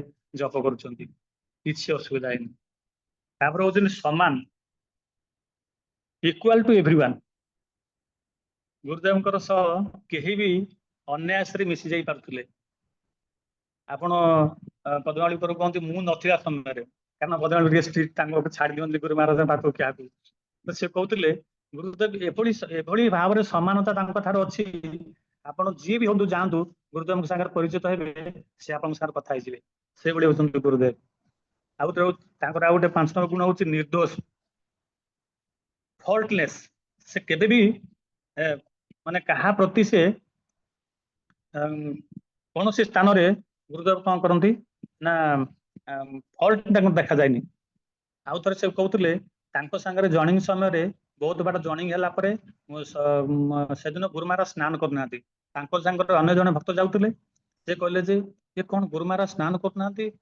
जप करुँच ये सब कर पद्मावली प्रभु कहते अरे सी हूँ परमहंस सी हूँ ये जो आमको जो लागू हूँ जोटा आम जोटा लागू कौन साधन विधि से साधन विधि उपरे से कौन तुम कौच से भक्तर 6 मास भितर फल डाउन हो गला तो अनुमान करंतु आमे केबे भी भगवान गुरुदेव दोष को देखा नहीं से होती निर्दोष सब फॉल्टलेस आउ जो प्रभुपाद जो गोटे लीला कहते कहले जे प्रभुपाद थे जर्निंग कर फ्लाइट रे तो से समय जड़े श्रद्धालु आसी प्रभुपाद थम्स अप देइछन 7 अप कहले ये कौन ना ये लेंबू पानी टिके पीले चलो तो प्रभुपाद पी दे कहले बहुत बढ़िया है किंतु पद्मावली प्रभु कहते तो से एयरपोर्ट रे पहुंची जो जगह जीवार से पहुंचले तो एमाने खबर पाई जाइछन प्रभुपाद 7 अप भल पाती बोल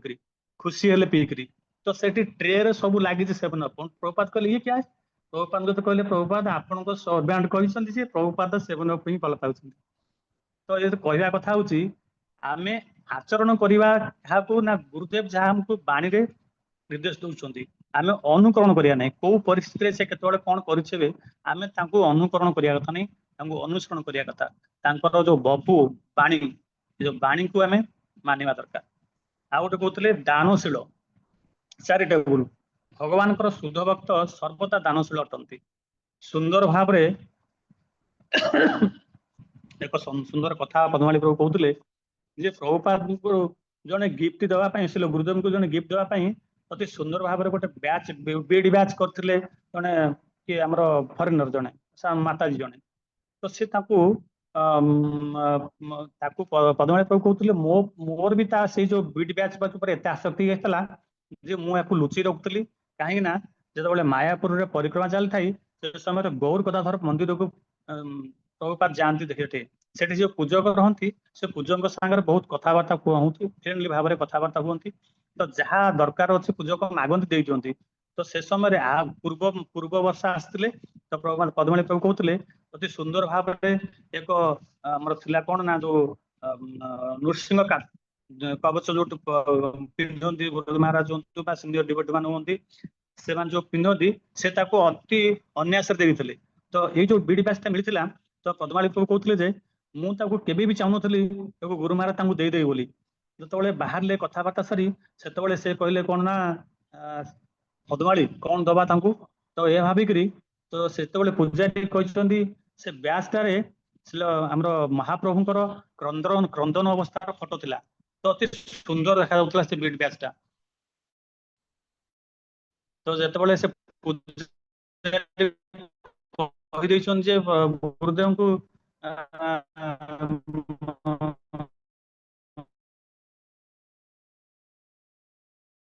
ଗୁରୁଦେବ ସେ ବିଡ୍ ବ୍ୟାଚଟା ବହୁତ ବଢିଆ ହେଇଛି।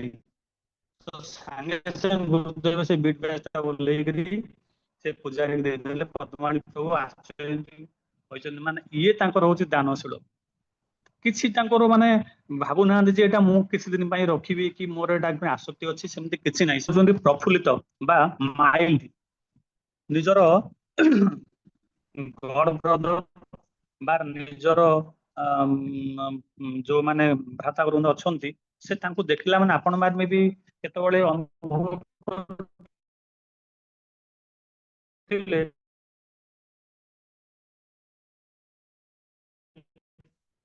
ଯେତେବେଳେ ଗୁରୁ ମହାରାଜ ତାଙ୍କର ପର୍ବତବନ୍ଧ ମାନେ ଦେଖନ୍ତି ଅତି ଉତ୍ସାହିତ ସହିତ ଆଲିଙ୍ଗନ କରନ୍ତି।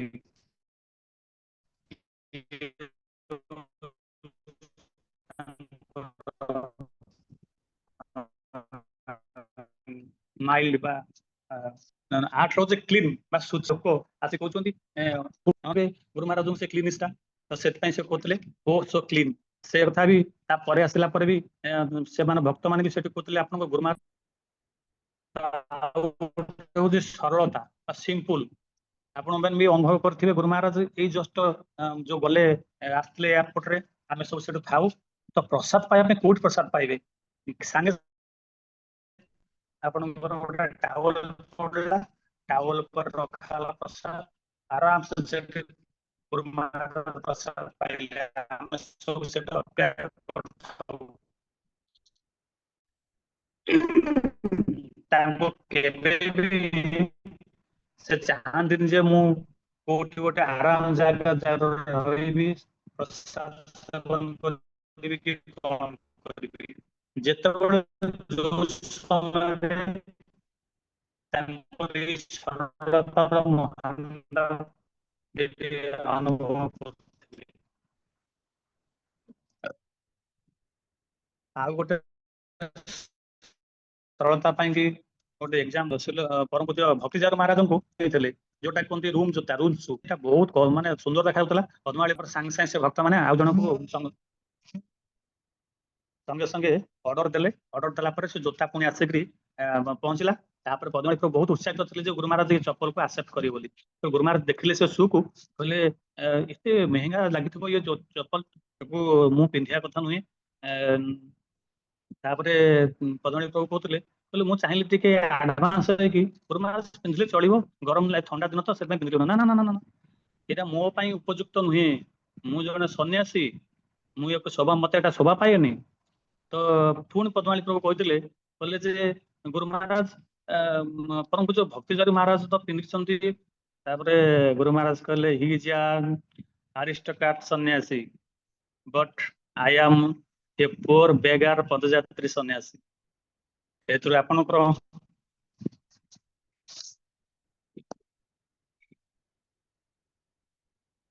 ଏଥିରୁ ଆପଣ ମାନେ ଗୁରୁଦେବଙ୍କ ସରଳତା ସମ୍ବନ୍ଧରେ ବୁଝିପାରୁଥିବେ। ତାପରେ ହଉଛନ୍ତି ହିତକାରୀ। ଆଉ ଥରେ ଗୋଟେ କହୁଥିଲେ, ମାନେ ମୁସଲିମ ଡ୍ରାଇଭର, ସେ ଡ୍ରାଇଭିଂ କରି ନଉଥିଲେ ଗୁରୁ ମହାରାଜଙ୍କୁ, ନେଲା ପରେ 2005 ମସିହା କଥା କହୁଥିଲେ।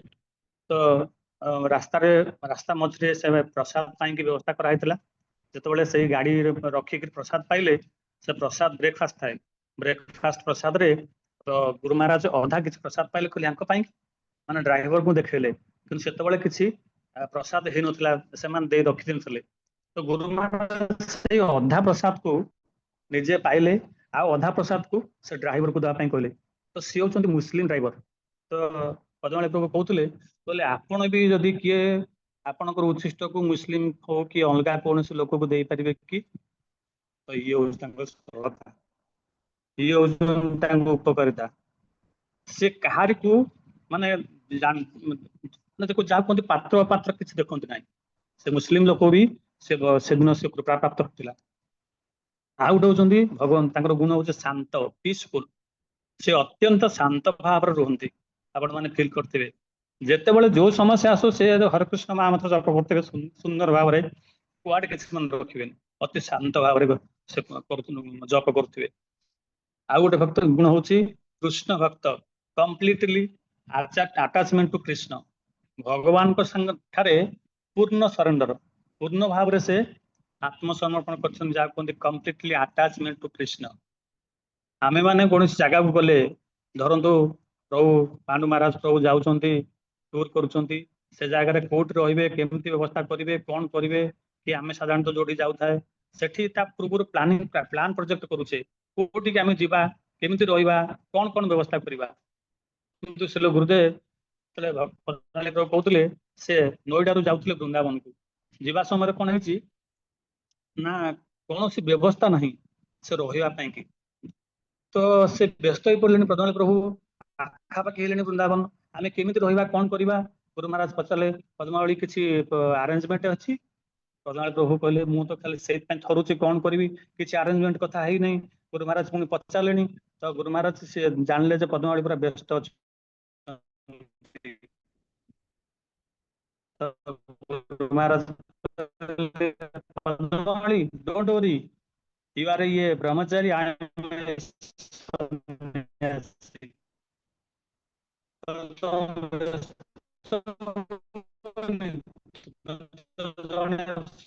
ବ୍ରହ୍ମଚାରୀ, ମୁଁ ତ ଜଣେ ସନ୍ନ୍ୟାସୀ।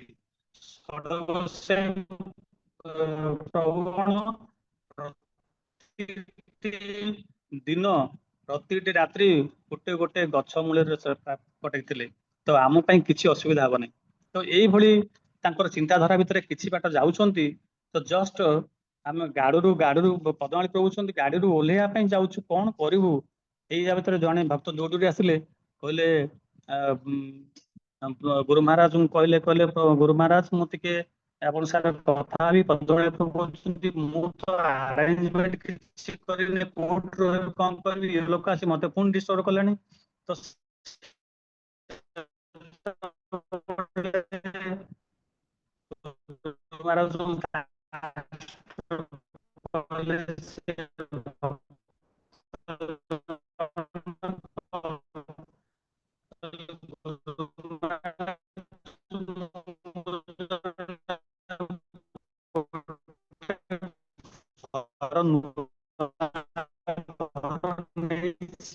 ଯଦି ଆପଣ କୃପା କରି ଆସନ୍ତେ ଟିକେ ଘରେ ରହିବା ପାଇଁ, ତାହେଲେ ମୋ ଜୀବନ ଭାଗ୍ୟ ମାନେ ଭଗବାନ କରିଛନ୍ତି। ତ ଗୁରୁ ମହାରାଜ ତାଙ୍କୁ ଅନେଇଲେ, ଆଉ ପଦ୍ମାବଳୀ ପ୍ରଭୁଙ୍କୁ କହିଲେ, ପଦ୍ମାବଳୀ ଦେଖୁଛ। ତ ପଦ୍ମାବଳୀ ତାପରେ ସେଠି କଣ ତ ନିରପେକ୍ଷ ନିର୍ମାଣ ଆପଣ ଦେଖନ୍ତୁ, ପୂର୍ବରୁ କଣ ଯେତେବେଳେ ସୁକଦେବ ଗୋସ୍ୱାମୀ 16 ବୟସ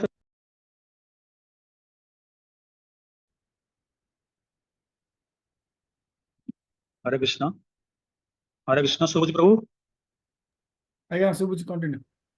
ସରି, ନେଟୱାର୍କ ପ୍ରୋବ୍ଲେମ ପାଇକି। ତ ଏଇଭଳି କଥା। ତ ସୁକଦେବ ଗୋସ୍ୱାମୀ କଥା ଆପଣ ଶୁଣିଥିବେ, ଶ୍ରବଣ କରୁଥିବେ। ଯେତେବେଳେ ସେ ବନକୁ ଦୌଡୁଥିଲେ, ସେ ସମୟରେ ତାଙ୍କ ପିତା, ଯିଏ କି ବୃଦ୍ଧ ଅବସ୍ଥାରେ, ସିଏ ଯାଉଥିଲା ସମୟରେ ଯୋଉ ତରୁଣୀ ମାନେ ସ୍ନାନ କରୁଥିଲେ, ସେମାନଙ୍କୁ ସୁକଦେବ ଗୋସ୍ୱାମୀଙ୍କୁ ଦେଖି ସେମାନଙ୍କର କିଛି ରିଆକ୍ସନ ନଥିଲା। କିନ୍ତୁ ଯେତେବେଳେ ସୁକଦେବ ଯେତେବେଳେ ବ୍ୟାସଦେବ ଯାଉଥିଲେ ସେପଟେ, ତାଙ୍କର ରିଆକ୍ସନ ଆସିଥିଲା। ସେତେବେଳେ ସେ ପଚାରିଥିଲେ ଯେ, ଆପଣ ସୁକଦେବ ଗୋସ୍ୱାମୀ ବ୍ୟାସଦେବ ପଚାରିଥିଲେ ଯେ, ମୋର ଯୌବନ ପୁତ୍ର ଯାଉଛି କିଛି ରିଆକ୍ସନ ଆସିଲାନି, ମତେ କାହିଁ ଦେଖିବେ ଆପଣଙ୍କ ରିଆକ୍ସନ ହଉଛି ନା ସେ ସମ୍ପୂର୍ଣ୍ଣ ମେଟେରିଆଲ ବାହାରେ, ଭୌତିକ ବା ଫ୍ରି ଫ୍ରମ୍ ମେଟେରିଆଲ ହଙ୍କି, ମାନେ ତ ସେ ସମ୍ପୂର୍ଣ୍ଣ ଭାବରେ ଭୌତିକ ଜୀବନରୁ ବାହାରେ ଅଛନ୍ତି। ତ ସେଇଭଳି ସେ ଗୁରୁଦେବ ସେ ସମ୍ପୂର୍ଣ୍ଣ ଆଉ ଗୋଟେ ହଉଛି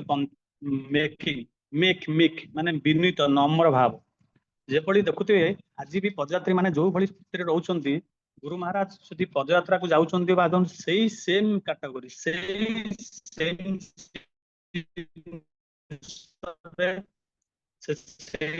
ରହିବା ଆପଣ ମାନେ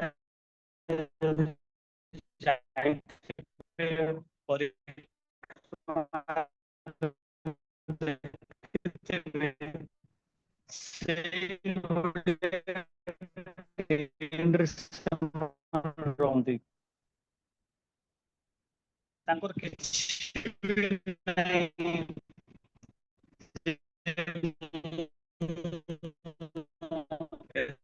ବଡ ଗୁରୁ ମହାରାଜ ଥିଲେଣି, ଏତେ ଶିଷ୍ୟ ମୋର ଅଛନ୍ତି, କିଛି ତାଙ୍କର ଅତି ନମ୍ର, ସେ ସ୍ଥିର ଥାନ୍ତି, ନାମରେ ସ୍ଥିର, ସବୁବେଳେ ସେ ସ୍ଥିର ଥାନ୍ତି। ଆଉ ଗୋଟେ ଅଛନ୍ତି ଗୁରୁ ବ୍ରଜଭୂମି ଉପରେ ପାରି ଦେଇଛନ୍ତି, ସେଠି ସେ ରାମ ହରେ ରାମ ରାମ ରାମ ହରେ ହରେ, ସବୁବେଳେ ସେ ସେଲ୍ଫ କଣ୍ଟ୍ରୋଲରେ ଥାନ୍ତି, ସବୁବେଳେ। ଏ ହଉଛି ତାଙ୍କର ସେଲ୍ଫ କଣ୍ଟ୍ରୋଲ ଗୋଟେ ଗୁଣ। ଆଉ ଗୋଟେ ଗୁଣ ହଉଛି, ପ୍ରଭୁ ସମୟ ତ ହେଇଗଲାଣି, ଆଉ କିଛି ସମୟ ନେଇପାରିବି କି? ହରେ କୃଷ୍ଣ। कंटिन्यू कंटिन्यू प्रभु।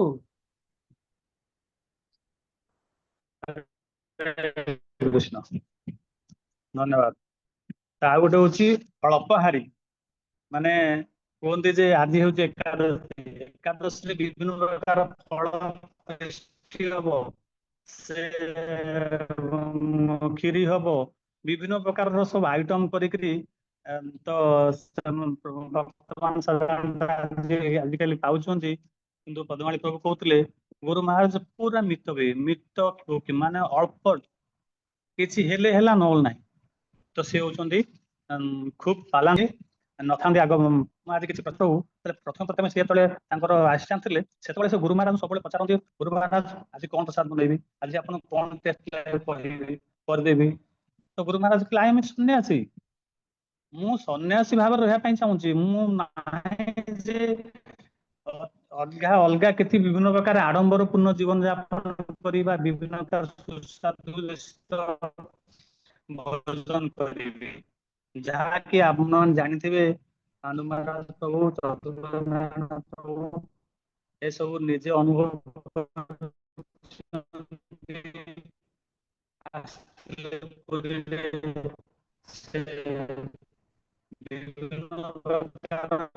କରୁଥିଲେ, ତ ସେ ମନା କରୁଥିଲେ ନାଇଁ ନାଇଁ ଏତେ କଣ ଦରକାର ନାହିଁ, ଆଇ ଏମ୍ ସନ୍ନ୍ୟାସୀ।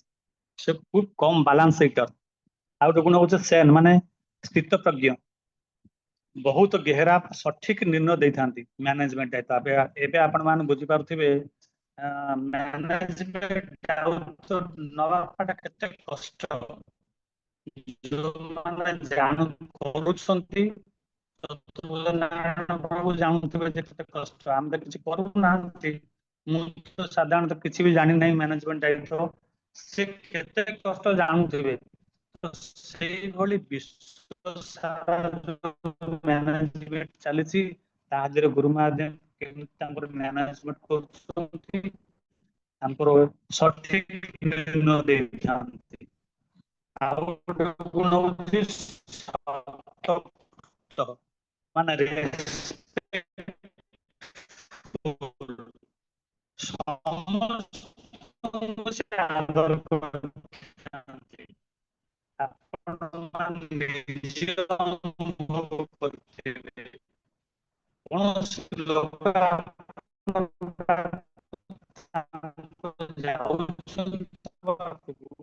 ସେ ନିଶ୍ଚୟ ଟାଇମ୍ ଦେବେ,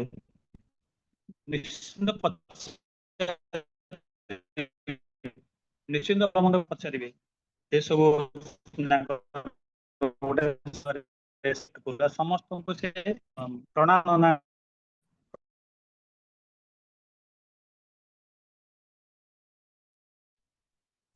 ହରେ କୃଷ୍ଣ। କଣ କରିବା ପ୍ରଭୁ, ଅଧମର ବାକ୍ୟ ବୋଧେ ବାଣୀ ବୋଧେ ଭଲ ଲାଗୁନି ସମୟକୁ। ହରେ ନାଇଁ, କୃଷ୍ଣ। ନାଇଁ, ଶୁଭୁଛି continue। ପ୍ରଭୁ? ହଁ ଶୁଭୁଛି ପ୍ରଭୁ। ତ ଏ ହଉଛନ୍ତି ଗାମ୍ଭୀର୍ଯ୍ୟ। ସେ ସବୁବେଳେ ମାନେ ଜପରେ ବି, ଭଜନରେ ହୁଅନ୍ତୁ, ଅଧ୍ୟୟନରେ ହୁଅନ୍ତୁ, ସବୁବେଳେ ସେ ଗାମ୍ଭୀର୍ଯ୍ୟ। ଆଉ ଗୋଟେ ହଉଛି ଦୟାଯୁକ୍ତ ବା କମ୍ପାସିନେଟ୍, ପ୍ରତିଟି ଜୀବକୁ ସେ ଦୟା କରନ୍ତି। ଆଉ ଗୋଟେ ହଉଛି ମିତ୍ରତା, ଫ୍ରେଣ୍ଡଲି, ସମସ୍ତଙ୍କ ନିକଟରେ ସେ ନିଜର ବନ୍ଧୁ ଭାବରେ ବ୍ୟବହାର କରନ୍ତି ସେ। ଆଉ ଗୋଟେ ଅଛି କବିତ୍ୱ, ମାନେ ଲେଖକ।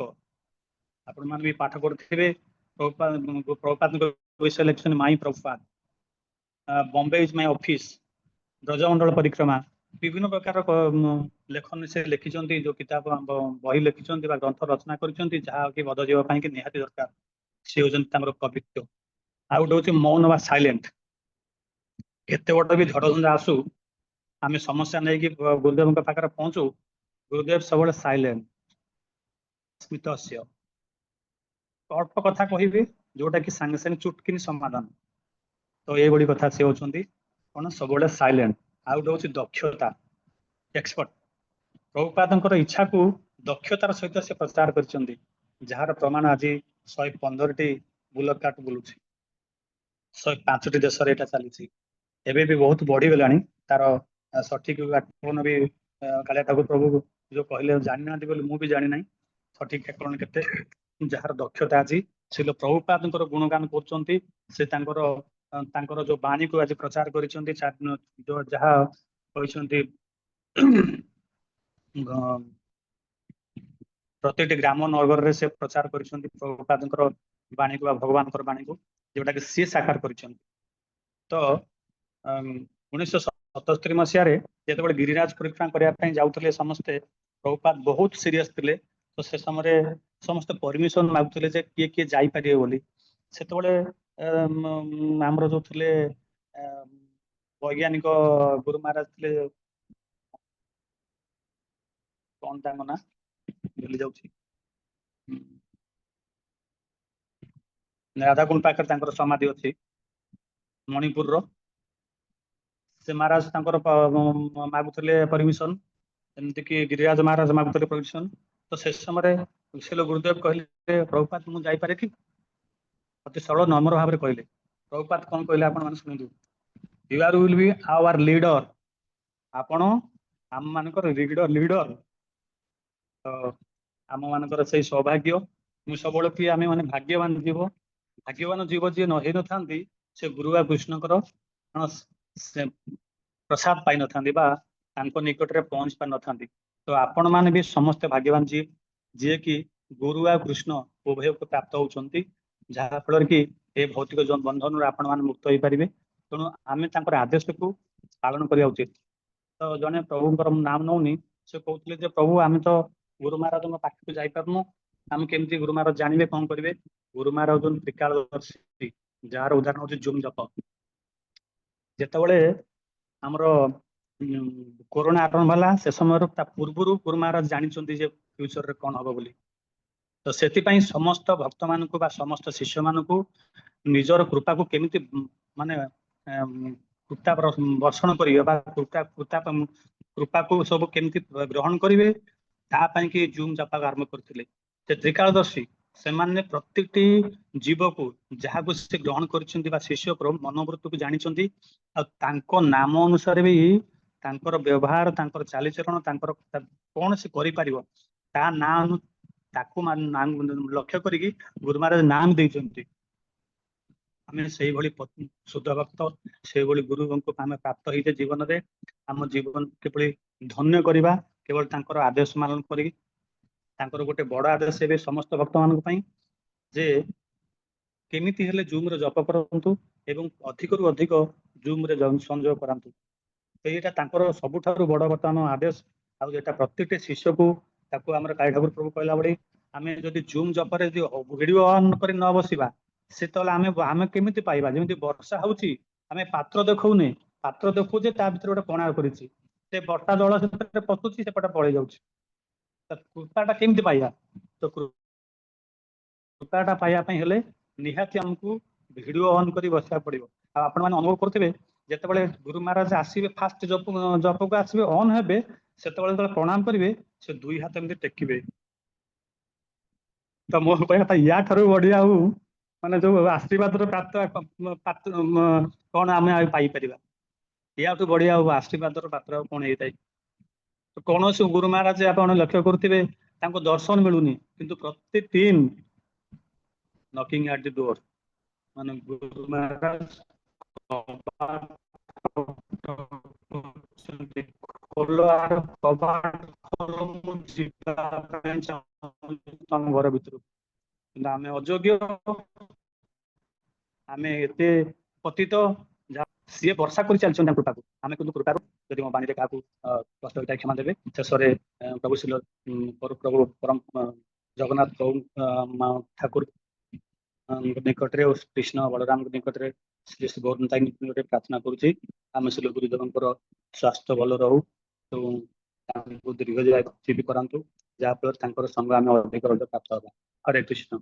ଶିଲ ପ୍ରଭୁପାଦ ଆଦି ଜୟ, ଶିଲ ଗୁରୁଦେବ ଜୟ, ଗୀତା ଗୌର ପ୍ରେମାନନ୍ଦେ, ହରି ହରି ବୋଲ।